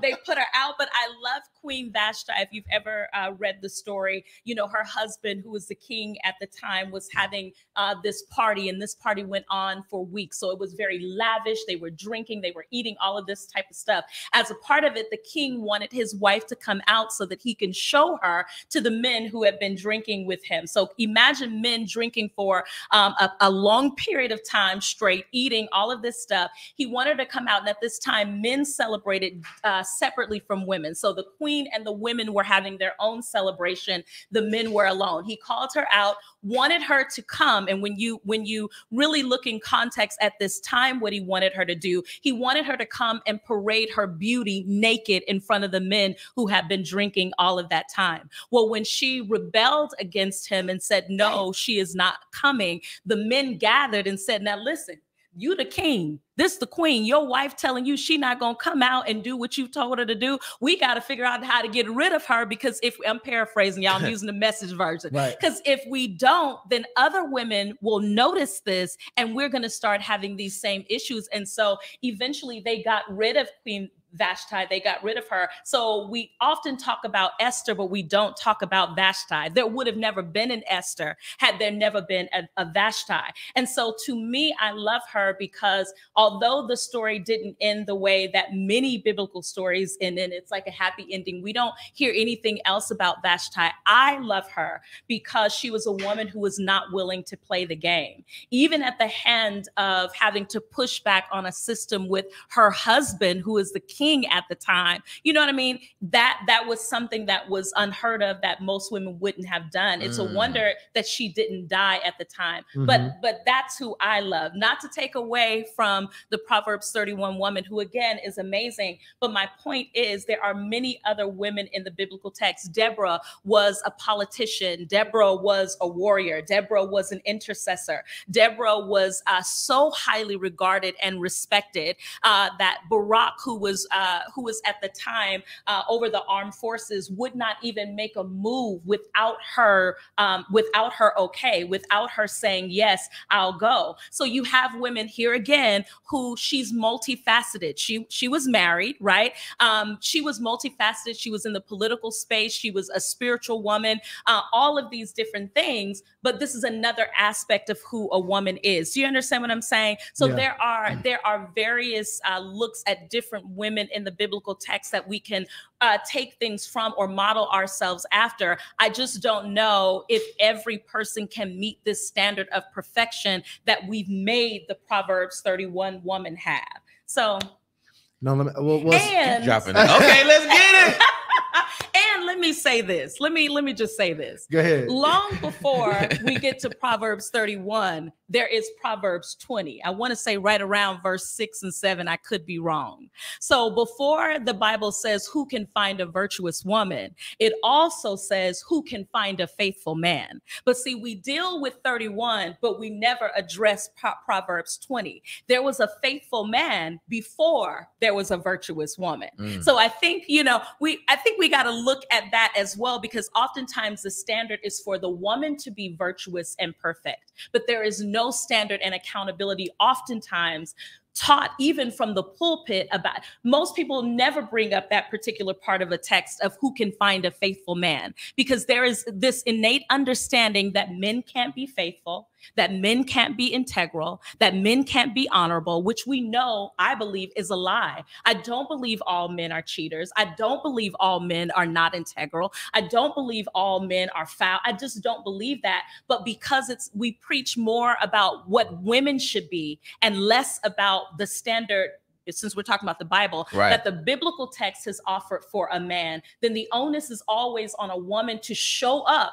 as this virtual, pristine, perfect being, whereas we give passes to men because we bypass that faithfulness and we go right to who had the most wives and why we justify that.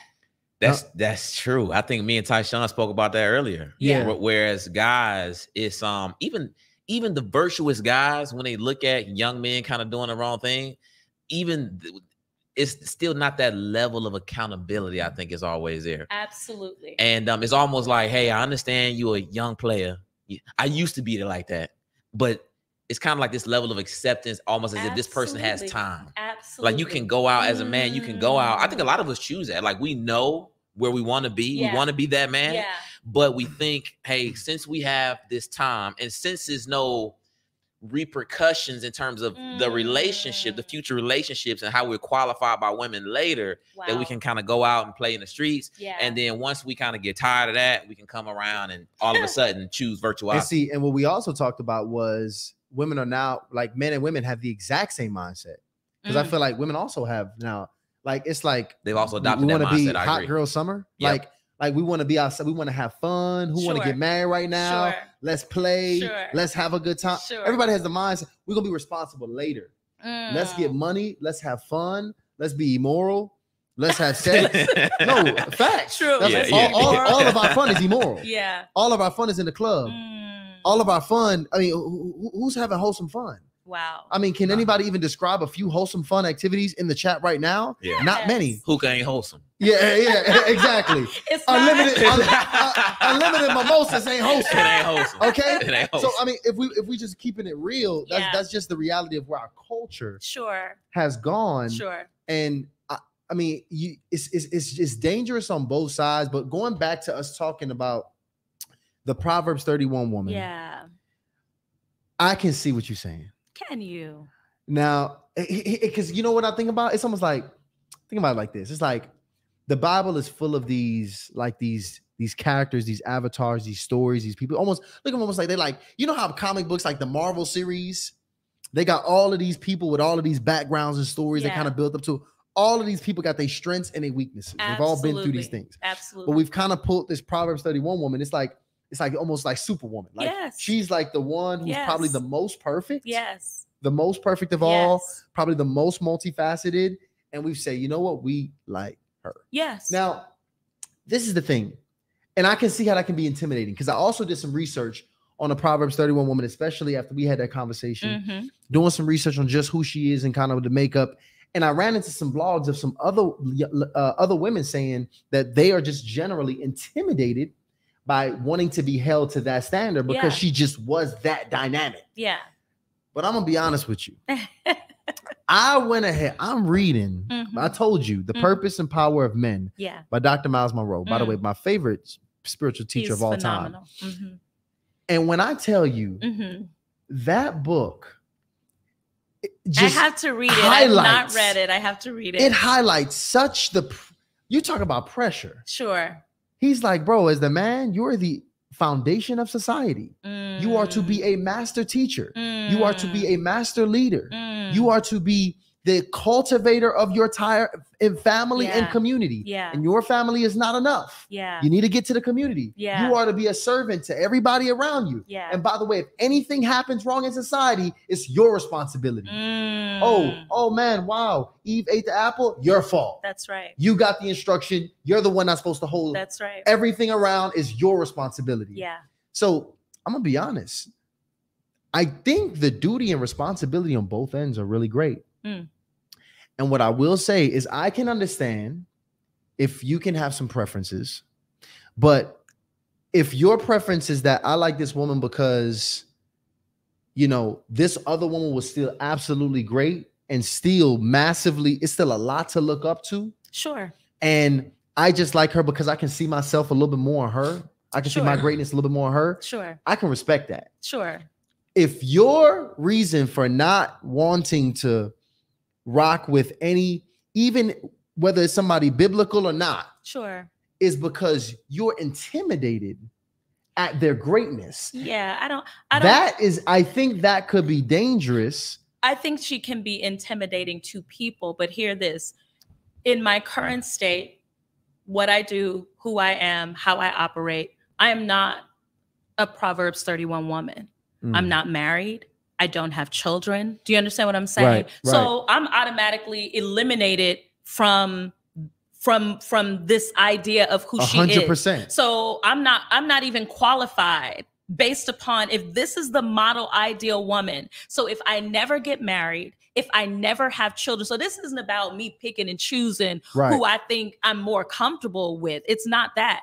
It is when I need to go read in the text where God says, this is who I want every woman to be. I didn't read that. That's not what I've read. Do you know what I'm saying? I get it. And so it's not I don't admire her because I'm just so intimidated by her. I think that how she has been lifted can be intimidating. But here it is. So then what is the ministry to me then, since I cannot be her currently? And maybe I don't know if I can ever be her just based off of the qualifications that it takes according to the Bible, if this is who we have to be. That is what I'm saying. Here again, we isolate there are always reasons to find ways for why women cannot excel. This is another reason to say, oh, you almost made it. You're great. You do well in business. You got all these degrees. You so phenomenal, but girl, you ain't got no husband. You don't have no children. So it's another way to say to women, you almost made it, but here again, you're not quite there. So I get it. I get the love around who she is. I get that it can feel intimidating, but what I'm saying is, who made her the model? She is one woman in the biblical text that we talk about. And here again, let's say even if she was, you know, this is who we all need to be, I'm disqualified. So does that mean I stop preaching?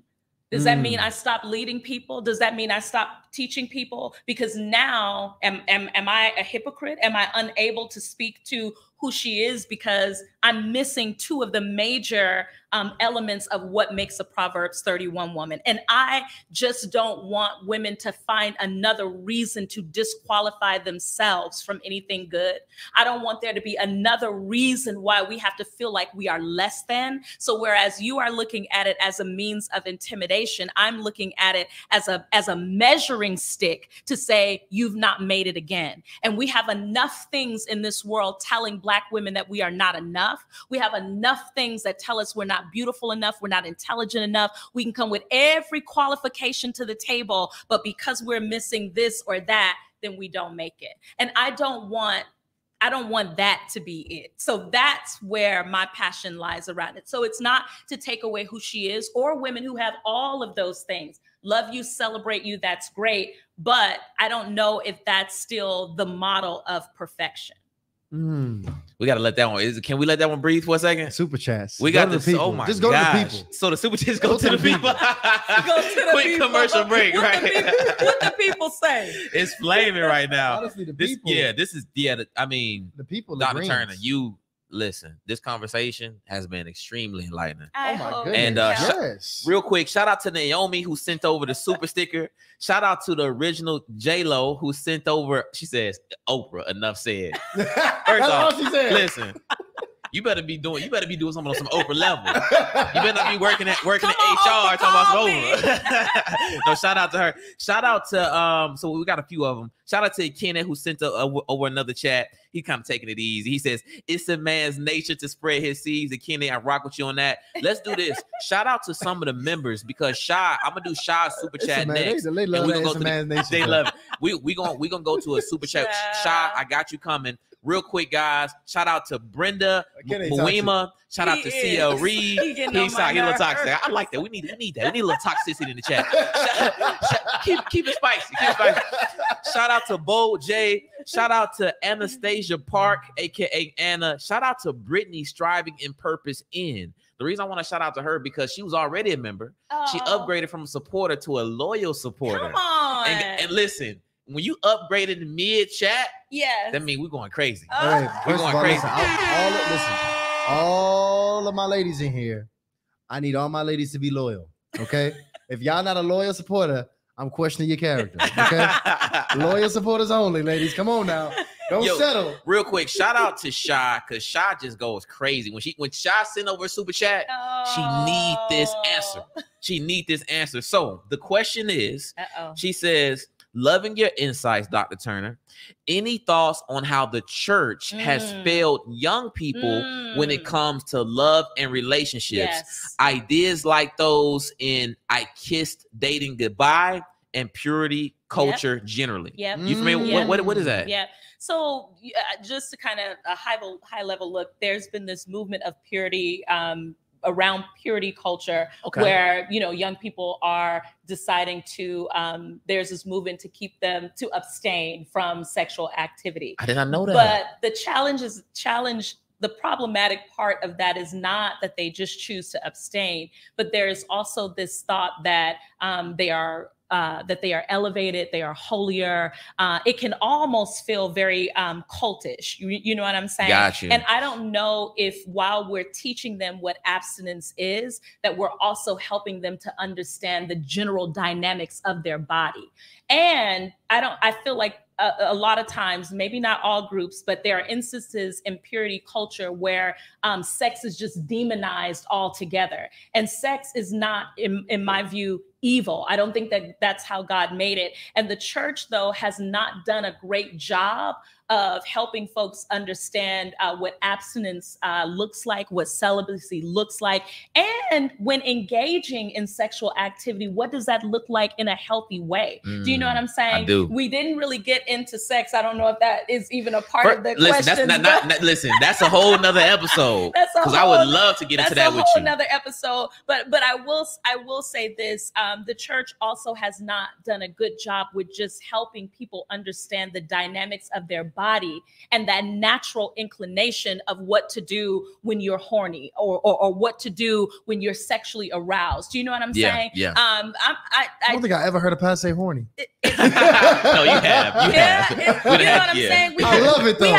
We haven't taught people what to do with it without condemning them. Do you know what I'm saying? And there are naturally things that arise in your body. God made our anatomy, every part of who we are. So to demonize it without giving redress to it in healthy ways is just not good. When a woman gets in their 40s, you know what I'm saying? Our sex drive increases. Do you know what I'm saying? So how do you speak to a woman? Here we go again. These brothers got how AD. do you speak? At 20. Listen, that's what I'm saying. So, but in the church setting, how do you speak to a woman that might be in that stage of her life where her sex drive increases? She's not married. And what do you tell her? That she has a demon, that she needs to go fast and pray? No, that is a natural part of her body. And so I think that there is a way to honor the Bible in terms of celibacy, abstinence, whatever that looks like for you. But there's also a way to have a healthy conversation around it that helps us to address our humanity in the process of it. But see, that's where it can get tricky because guys also leverage. You see my Toxic Akene in the chat. Shout out to Toxic Akene in the chat. Oh my goodness. What has he said now? Because I'm not gonna lie. I used to use that too because men, we got testosterone pumping through us. I'm creating sperm cells right now as we speak. Right? Everything in me is built and designed to get. I can get a lot of women pregnant this week if I really wanted to. Right? Don't do that. I won't do that. Yeah. Because please, that's bad for our business. My nature can do that, but the self-mastery absolutely of me as a man, right? The divinity in me, right, controls and tames these urges. Right. So no, this goes to my question now, too, because I see you about to pounce on me right now. She's like, I'm asking, what's like how does that? I get biology plays a part. How do we balance that though? How do we balance the self-mastery aspect, us, obeying and this righteousness that we need to, while still being able to balance that? Is there a middle ground, or is it just black and white? If you ain't married, don't have sex, and this and that. Like it doesn't get gray. Well, I think for a lot of people, they live in the gray. So I think, listen, they dwell. They didn't buy homes in the gray. When I say that the church has not done the best job of having the conversation around sex and humanity, is not me dismissing discipline. That's not what I'm offering. What I am saying though is you can still honor the divinity in yourself and be disciplined if you're, let's use for instance, if you're not married and you are abstaining, or you're abstaining from sexual intercourse because of that, right? Mm-hmm. That's fine, but it doesn't. You can't deny what your natural urge might be. Right. The problem is we want people to deny what the natural urge is rather than educating them on what it is. You cannot demonize something that is naturally a part of, do you know what I'm saying? Yeah. The human process. That is what I'm saying. Now we are able through the power of the Holy Spirit to bring those things under subjection, right? When they rise up, there are different things that we can do to discipline ourselves so that we are not led by our flesh and we don't respond to everything in our flesh. Because let's move away from sex for a minute. Food can be another issue. Absolutely. Do you know what I'm saying? So it's not, we spend a lot of time thinking that we just demonize sex, but we don't demonize food. Ain't nobody saying put that hamburger down. Ain't nobody saying don't eat that today. Do you know what I mean? So it's really just discipline across the board. Yep. And being filled and aligned with the Holy Spirit enough to know that when these things come, if I'm eating, am I eating because I'm hungry? hungry, or am I eating to fill a gap because I'm depressed, I have anxiety? It's really getting to the core of what it is so that I can address the core so that I will then know how to respond. To me, it's no different with sex, but what we do with sex is we make sex evil without helping people to understand that it's not, it's a part of the human process. But just because it's a part of the human process doesn't mean that I have to respond every time I have an urge, because then that makes me a reckless and undisciplined person. Yep. And there are consequences that follow that. I just feel like it has to be a both and conversation. And I don't know if we've always done that. Can I get in your business a little bit? What? Because the conversation, we understand the conversation of premarital sex. Sure. Now you in a postmarital situation. Is that a word? It's I just made it up. Postmarital. I just made it up. I don't know. Could be. So you were married, yeah. No longer married at this point. No. And do the same rules apply? Do the same rules apply of abstaining, of celibacy? Lord, can you kind of wiggle around a little bit? They listen. We fall down. That's true. That's true. You know what I'm saying? Yeah. No, I wish, because the same question comes oftentimes with like seniors, because a lot of people don't know that the STD numbers for senior citizens are very, very high. What? Oh, they be getting it in. Wow. Yes, numbers for senior citizens actually. are really. No, it's not. They're living their life. Not saying it's right, but right, the disease part, right, not the disease part. Right, they're not dead. You know what I mean? But those numbers are high because oftentimes people believe that once you get to a certain age, it's just like all bets are. Bets are. You need me to scoot you in? No. I think my little. I'm chivalrous. Listen, see, look. I will push that chair in the middle of the show. I'm rolling back. See, now they don't know. Before you continue, Dr. Turner. See, they don't know. See, because we don't have the soundproofing, guys. Yes. We can't move more than a fist length away. And this thing, we want Dr. Turner to be as animated and enthusiastic as possible. Away. So please send those super chats in so we can get the soundproofing and she can do backflips and talk at the same time. Okay? So Dr. Turner, please continue. Go ahead. So I say that to say that oftentimes, people think with age, or I'm gonna use your word, what is it, post-marriage? Post-marital. Post-marital life. Yeah. That you get a pass. You don't. You know what I mean? I can only speak for myself. You don't. So I think it's more difficult because I am acquainted. I'm acquainted with intimacy. Do you know what I'm saying? Right. It ain't like I've never experienced it before. I was a whole wife. Do you know what I'm saying? Yeah. And so I think it's much harder. She'd have had a tree of knowledge. She done bit that fruit. So it's much different because you don't miss what you have never had. But when you have had that level of intimacy, to then have to come out of it, and if the principle that I live by is to abstain from marriage and abstain from sex, I'm getting tongue tied, until marriage, then that's how you live. But your body doesn't forget. Do you know what I mean? But again, there's a different level of discipline that you have to operate in, because I can't say, oh Lord, I was married.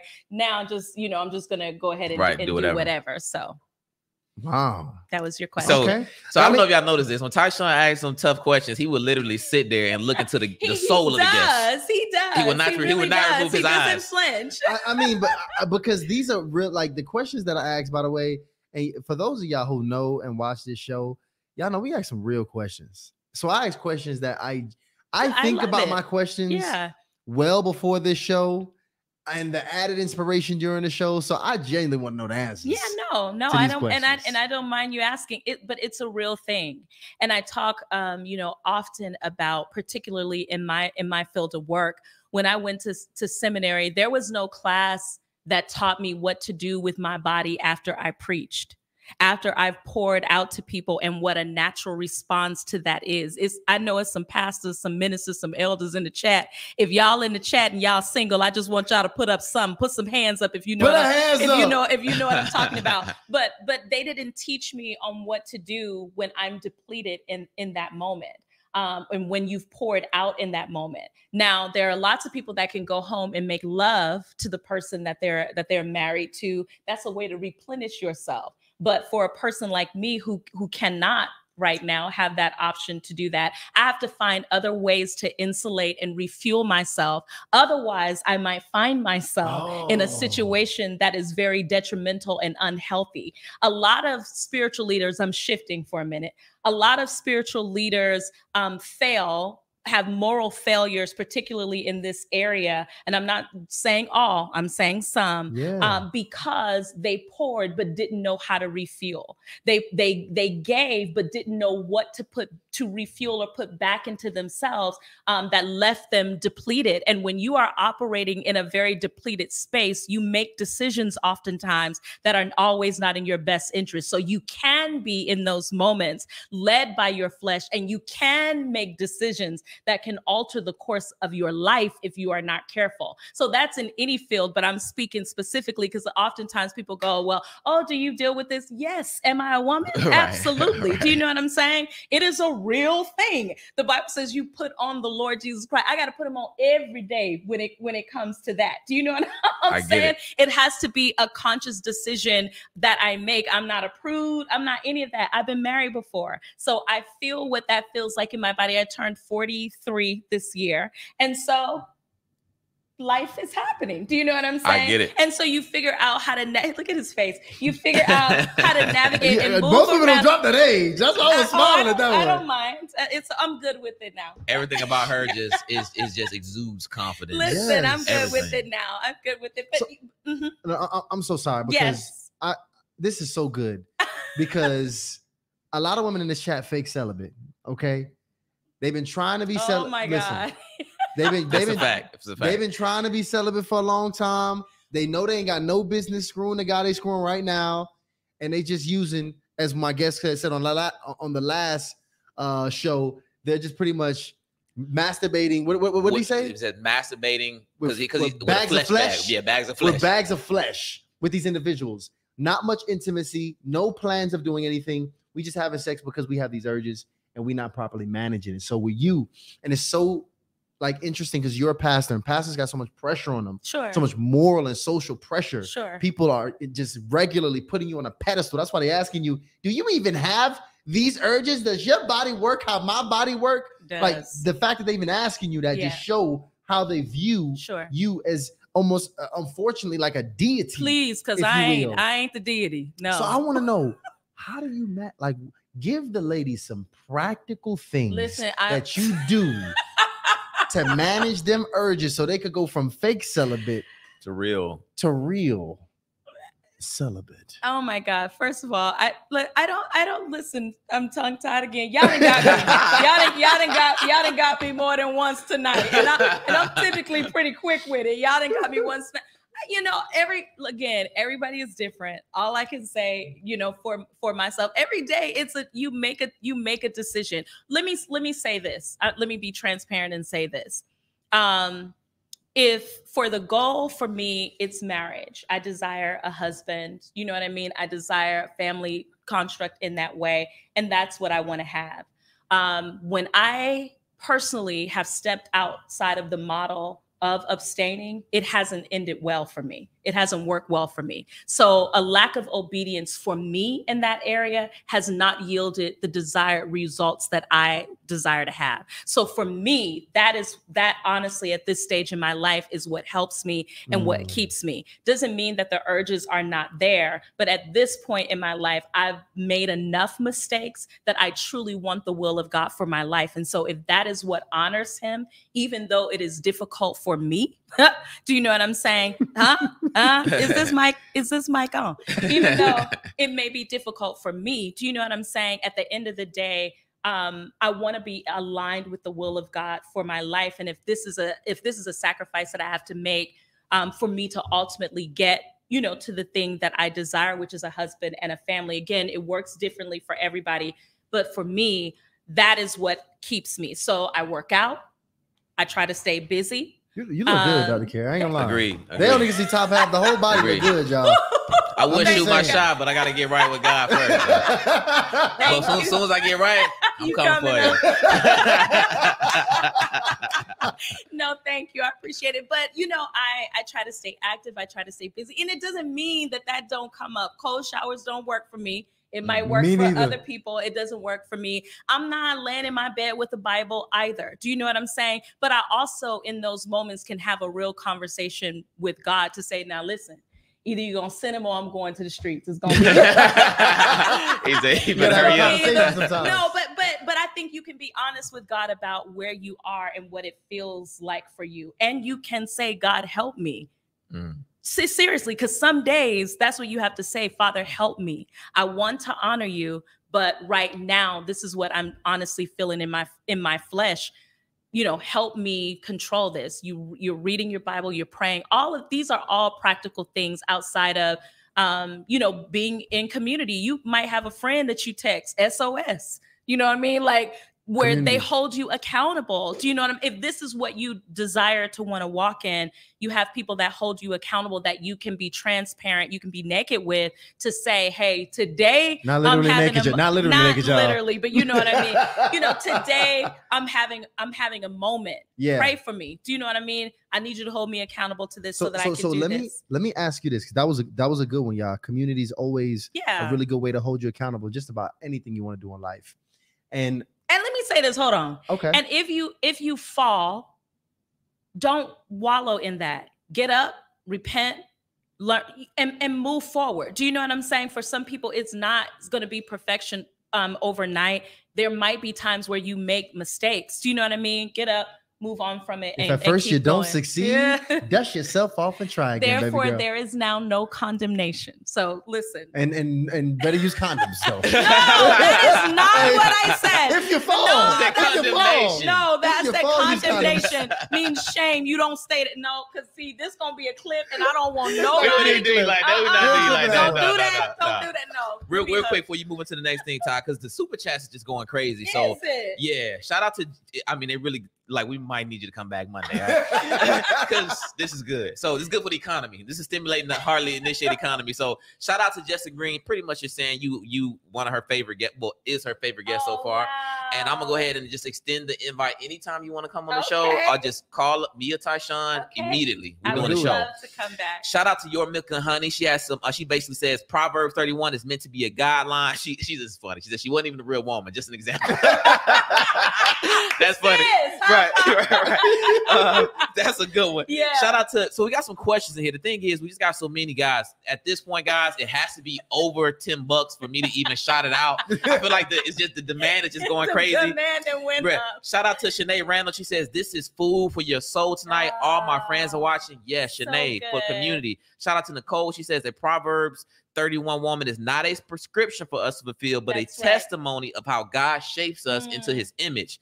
Shout out to Boss Trizzy. He says our social norms have normalized men not being disciplined, and at a young age I turned butch because I thought being a man I could explore my sexuality. The church family demonized me. Wow. Boss, hold that thought. We're going to try to get a call in, not today, but we're working on those call-ins. I would love to get you on the call-in to talk about that. Wow. Shout out to, that's deep. Shout out to EJT, hardly initiated, don't miss. We appreciate you guys. EJT, we love you too, bro. Shout out to Yali. Yali is one of my favorite. Yali, I'm so excited when I get a chance to meet you. She says, sitting over the 25p, she says, just for appreciation and gratitude for all these conversations. Wow. And we got members joining after joining. Shout out to Pamela Alford. Shout out to Kimberly Kidd. Shout out to Boss Trizzy. Wow. Shout out to everybody sending these super chats, guys. It's going love crazy. The family, but I got to go back to this one here because let's go. Let's get it. Talking celibacy. And as a woman who values, obviously, if that's something you're taking on as a part of your value system, how important is it that a man also brings celibacy to the table? Or is that even something that you even require or look for? Conversation? Do you even care about any level of celibacy from your man? Or is that not I think it's a great question, because typically it hasn't always been a requirement, you know, of the male. And oftentimes it's a requirement of the woman, but it's kind of like, you know, the man gets a pass. But for me, I said this on, the last podcast, I desire a man who is disciplined, who can operate in a high level of discipline. And that also means physically. So the same way I would imagine he doesn't want a person that's out sleeping with a whole bunch of people. I don't want my man out sleeping with a whole bunch of people either. And I think that if we come together to say, hey, if our goal together is marriage and we want to abstain together, then that means that we work as a team to put some boundaries and some barriers in place so that when those moments do rise up and they do happen, then we're also held accountable to each other. Do you know what I mean? To make that happen. And so, I think it's just as important. It is actually so sexy. It is extremely sexy. It is extremely honorable when a man has discipline in that area, where he has the ability, when he understands the value of what he carries even in that moment and has the ability to know the value of it. So he's not giving it everywhere in every place. I love a man that everybody doesn't have to have access to, one that is not chasing clout, one who is affirmed enough in himself. Do you know what I'm saying? You got to be strong. Yes, you have to be strong, but who has just that level of confidence, that level of accountability, that level of discipline. You know what I'm saying? Where everything is not appealing to him. I love a man whose appetite is not so low that he wants to eat everything. Do you know what I'm saying? But that he has a high, a distinguished palate where it's not anything that's thrown at him. He wants it. He honors his own body. Because here's the thing, if he doesn't honor his body, I've learned he won't honor mine. If he doesn't honor his own name, he will never honor mine. So those things are just as important as, any woman that chooses, to abstain in whatever way. I hope to desire a partner that also has a level of discipline and can operate at a high level in that space. How do you measure or discern sexual discipline in a man? What do you see in him to know, okay, this is a brother here? Well, you know immediately by how he tries to handle you sexually. Wow. Immediately. So however you try to handle me sexually, then I automatically already know truthfully what you are on. It didn't take long. This is why a lot of women often also say, we wish just if that's what you want, just say that. That way we can have a conversation. Either if I'm on that, I can be on that. And if I'm not, I can tell you that and you can go on your way. The transparency of people being upfront. But I know in the moment that I meet a person, I immediately know sexually, depending on how they engage me, what their intention is. What if he be like, I usually don't do this, but then you usually do. You know what? It's the same. It's the exact same for men on the opposite end. It's the exact same. Yeah, and y'all ladies, I stole that from y'all. Yeah, that's y'all line, right? Yeah, ladies. That's the top so 3. I already know. What the fellas know why they slide them down. And you hitting us with that line, we know it's a bold-faced lie. It is. It's a lie. Oh my goodness. And that's the first thing we think. Yeah. We think she does this all the time. Wow. And it makes sense. Wow. That you think the exact same thing about us. Yeah. This is what he does. Yeah. He's in attack mode. Yeah. And, didn't you talk about nature? Didn't you say that? But that's not nature, right? It's not nature's man. Listen, again, it can be nature. Nature can be there, but how do you manage it? How are you managing it? That is what we're looking at, and that's where that discipline comes in at. So if you can't, you mean to tell me you can't manage it in any moment? So what that says to me is more than just your dishonor for yourself. But what that speaks to me about is this isn't a man that I can marry or build with, because the minute some tail comes around, he is willing to sacrifice everything that we have over that. I'm not willing to take that risk. Also, if we have decided as a team that, this is what we're doing and this is what we're on, and you because there are people who won't sleep with you, but they'll be sleeping with everybody else while they're with you. I don't want that either.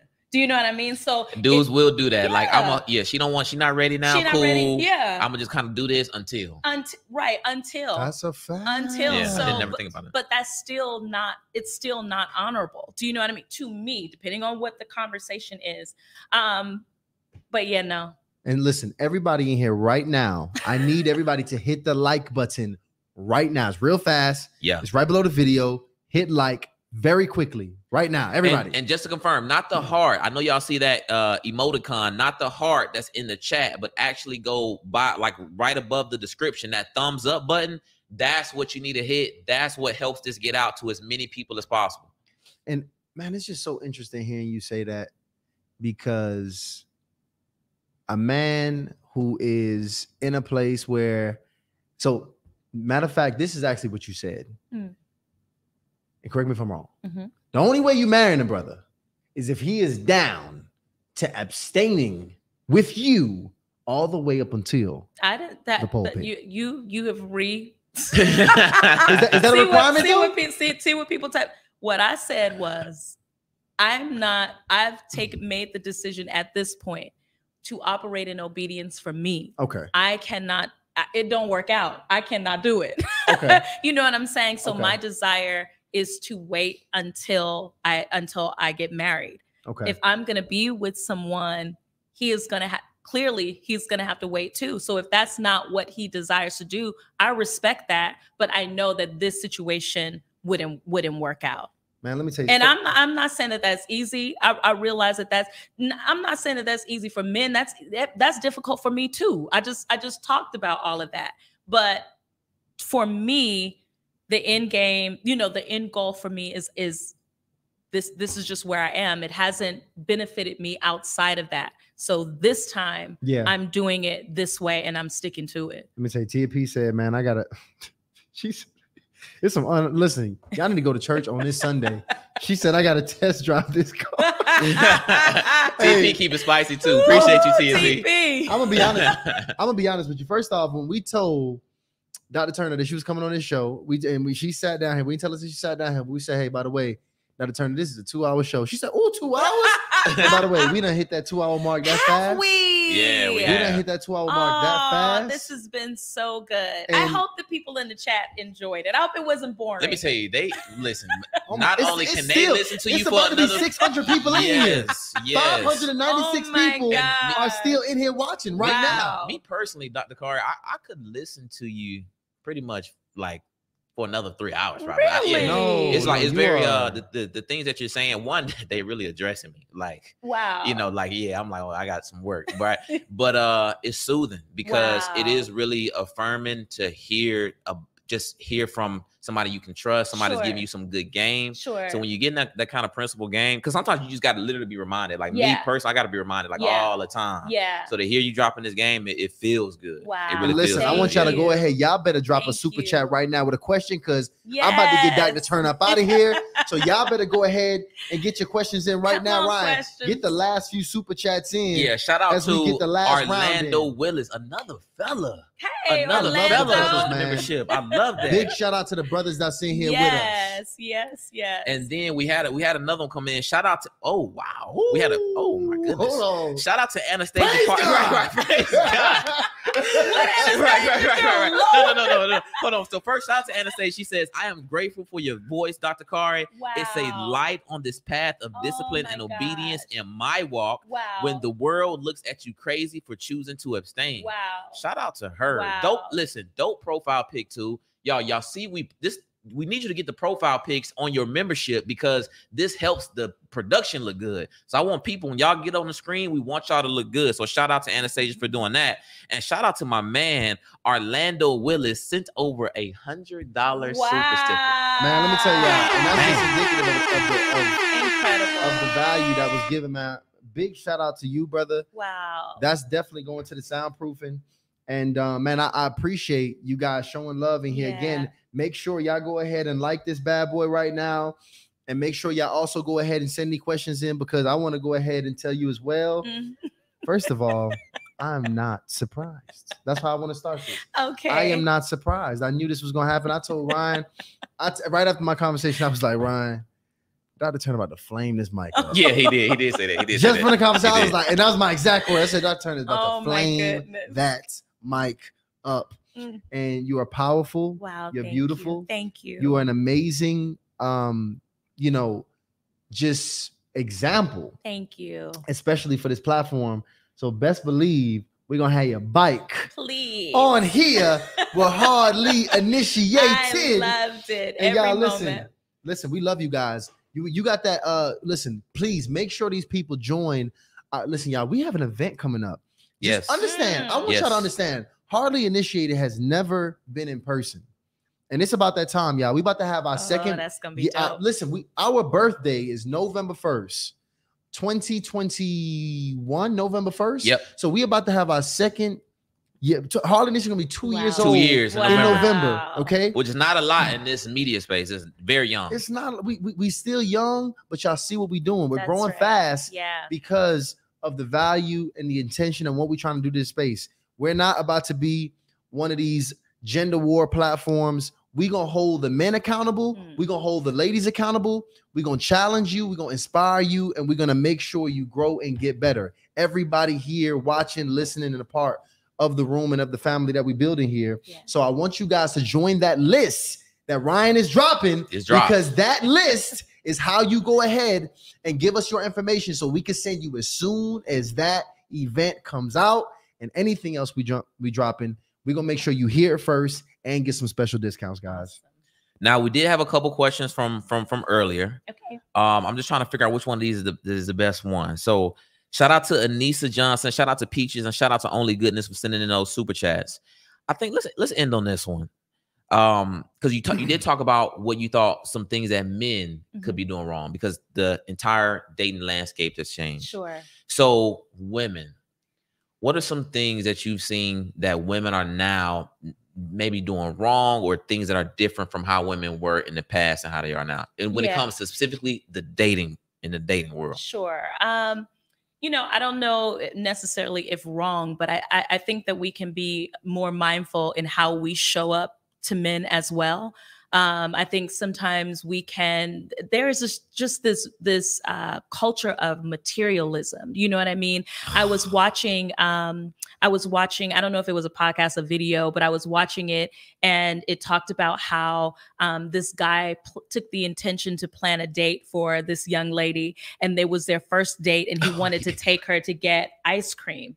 And she felt insulted that it was like the bare minimum or something like that he would take her to get ice cream. If that ain't one of the stupidest, I felt like I lost brain cells by even, do you know what I'm saying? By even reading it. And so, you know, I think really for women to be mindful, the same way that you desire a man to show up for you in the purest form, be that. Model whatever it is that you desire, be that. You know what I mean? And a first date is okay to go for ice cream. Like, who do you think you are that you can't, if you don't like ice cream, then just say you don't like ice cream. Right. Do you know what I'm saying? But you better get some sherbet. But which is my favorite. but to downplay it, you know what I mean? Yep. So I just think being basic things, being mindful, being kind, being considerate, being loving, being thoughtful. The same things that you want from the guy, I think, are the same things that you should absolutely mirror. So it's those type of things for me. You know, the money conversation is always so interesting to me, because I have guy friends that's like, yeah, I talked to this person for the first time and they asked me to, you know, pay their rent. And I'm like, people really asked to do this. You know what I mean?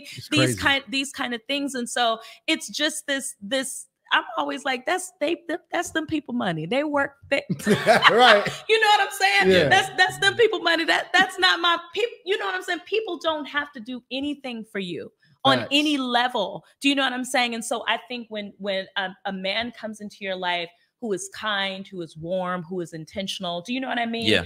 Who is thoughtful, return that same thing. You know what I mean? This idea of having to play games, and you know what I mean? If I like you, I like you. Do you know what I'm saying? If I want to talk to you, I want to talk to you. I'm not going to watch you text me and I deliberately put the phone down and don't text you to 5 hours later because I'm trying to play some cat and mouse thing. Listen, treat people the way that you want to be treated. To me, I think ultimately that's what it is. Use discernment in how you are engaging in the process of it. And the minute that there is something that your discernment is latching onto that you know is not healthy for you, be comfortable with exiting the situation. And you can exit even those situations gracefully. You ain't got to be rude. You ain't got to be disrespectful. Do you know what I mean? Just say, hey, it was great. This is not, you know, what I'm looking for, but it was so great to meet you. And that's it. If you're not interested, it's okay to say that. It's okay to say gracefully that you're not interested either. So I like that. A man can take you out on a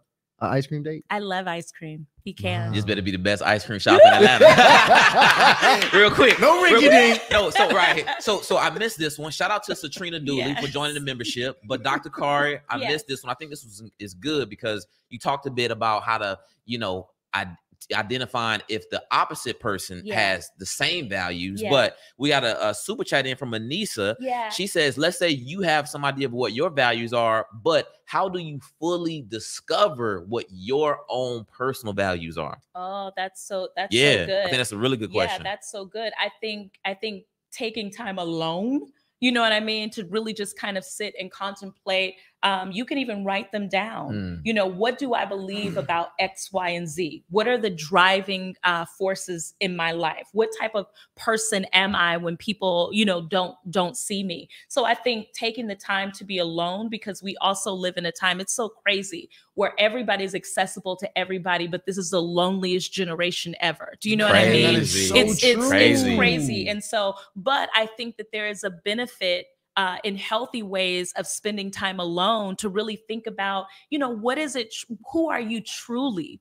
And do you even really know? Do you know what I mean? So I think it's okay. I love that question. I think it's okay to take some time, to take some months, however long it takes, to really just sit with yourself, to think about what it's important to you. What do you value? How do you respond in certain situations? And once you know your own value system, then you're able to really engage and learn another person's, because if you don't know, you'll begin to take on the values of other people, and they may not be your own. Do you know what I'm saying? Yeah. Absolutely. Absolutely. You know, and the thing about it is, I think one of the hardest things to do nowadays, especially in 2023, this is probably the hardest time ever to be alone, because it's such a war for our attention and for our time. I'm telling you. Just so we clear, when you have music on, you're not alone. When your TV is on, you're not alone. That's right. When you pull up Instagram on your phone, you're not alone. Wow. And all of those things are typically what people do as soon as they get alone. Yes. Because a lot of times when people get alone, they feel lonely. That's right. And they don't like the way that feels. So they instantly start to escape that feeling. Right. They instantly start to escape their own thoughts in their mind. Yes. And because you got to face a lot, but that facing that is what comes with the education of learning your values. That's right. Facing you're gonna face the good and the bad. That's right. When you become alone and really tap into your own thoughts. So it's a necessary part of the process of learning you. It's gonna be learning all parts of you. And you want to, because at that point you want to know who you are fully bringing to the table. And a lot of times we deal with imposters because they show up as something that they've seen and not really who they are. So I think understanding what alone time is and finding healthy ways to navigate that. Listen, I don't have no problem. Listen, I can be in my house. I'm okay. I like me. You know what I'm saying? I like me. And so I'm okay with quiet. I'm okay even if you're in the presence of another person and there is no conversation. Do you know what I'm saying? Yeah. You want to get to a point where even that space can be healthy, where you're not constantly talking. You can be present with each other and not saying anything, and it be okay. Yeah. Ooh. Man. Yo, y'all got to do us a favor, because Dr. Turner brought the heat. Yo, I'm going to drop her Instagram in the chat. Yeah. I'm going to drop it a few times. Just listen, this is how we show appreciation for the people who come bless the platform. Go ahead and follow her, because y'all need the messages. Yes. Y'all need the messages. We all need it. Yes. And fellas, she's smelling like a snack. Be real with you. She smells good. Yes. Follow the page. Listen, you That's already know. Great compliment. One of my favorite compliments. Fellas, sherbet. All right? Y'all already even got tips up here. It just ain't gonna be you, Kenny. It just ain't gonna be you. Hey, look, we got one. Man, why we gotta end it on this toxic? We gotta end it on this toxic super chat right here. Gosh, what did he say now? Larry Love Jr. Oh my goodness. I would never wait until marriage to have sex. 4 to 6 months is all. Good for you, Larry Love Jr. 4 to 6 months is all. 4 to 6 months. That's actually, I mean, you abstain 4 to 6 months, you're gonna learn. And listen, Larry Love Jr. might find somebody that agrees with him. Yeah, you know what I'm saying? True. So Checkmate Lena's mom. Shout out to Lena's mom. Just joined the membership too, guys. Y'all are really taking action tonight. I love it. I love it. I don't want to end, but we got to. I want to have the most people join tonight. Like, I don't want you guys to come back and be like, oh, Pastor Karri only had a few people join. I want y'all to join before I leave tonight. I want to have the most people join tonight. I like that. Hey, guys. I like that. Listen, I got to do the numbers, but we might be there. Y'all heard that. Yes. Let's get 5 more people to go ahead and join now. Let's get 5 more people to go ahead and join the membership right now. And if you watching the pre-record, you definitely need to join. Just so you know, the members, they let us know exactly who they want on here, what they want us to talk about. So they literally drive the direction of the content that we create, who we go about recruiting. And I had to work. I think it was about, I'm talking about just so y'all understand, this recruiting part is no joke. It's hard to get them new birth passes. We have been working on Dr. Turner now for at least probably 3-4 months. At least 3-4 months. I gotta check. But it's hard to get these qualified, amazing people that y'all hear. In these moments, y'all just log on and see it. But we have been planning and prepping this for a long time, y'all. A long time. So yes, I want y'all to go ahead and get it popping. Questions to ask myself to be able to build with one. Only goodness with the super chat. Questions to ask myself to be able to build with one. I don't know what the heck. I think she's saying she's learning some questions to ask herself. We got some things to think about. Some food for thought. Absolutely. Well, listen, family. Listen, y'all go ahead. And y'all go ahead. Listen, we're gonna actually keep the chat up for a little bit, and we're gonna let y'all talk. We're gonna let y'all join while we go ahead and we close this thing out. But it's been an absolute blessing. Shout out to Sunshine. Sunshine, I just see you join. Welcome to the family. Shout out to Sunshine. They still coming in. Sunshine. They still coming in. Did we get our 5? They coming. They coming. No. This video, let me tell you, this video is gonna do numbers. It's gonna do because y'all need it. Yeah, I ain't gonna lie. I need it. It's food for the soul. It's food for the soul. It really is, guys. Don't worry. The call-ins are coming soon. Oh my God, Orlando. Let me. Orlando. Listen. What Orlando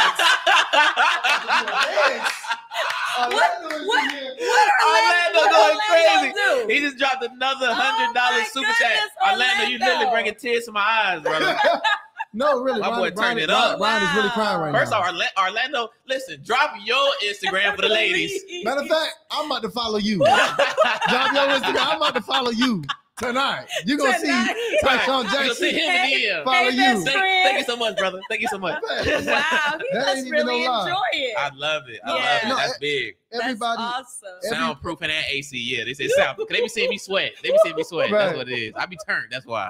No, that's a fact, man. That's much love, man. I'm really feeling the love from all of you guys. The presence is man. You brought him up in here tonight. Heavy, man. Listen. I enjoyed this, y'all. Yes, excellent. Go ahead, Ryan. Drop the email list one more time, y'all. Please go ahead and join the email list so we can stay tapped in with y'all. But we're gonna go ahead and we're gonna close this thing out. We're gonna close this thing out tonight. Shout out to Duchelle Daniels. Duchelle, yeah, they coming in. New member. Don't worry, we're gonna let the chat ride. Y'all go ahead and join. Yes. Y'all go ahead and talk. We absolutely love y'all. Dr. Turner, thank you so much for coming up on here and spending time with us.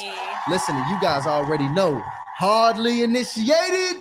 We are out.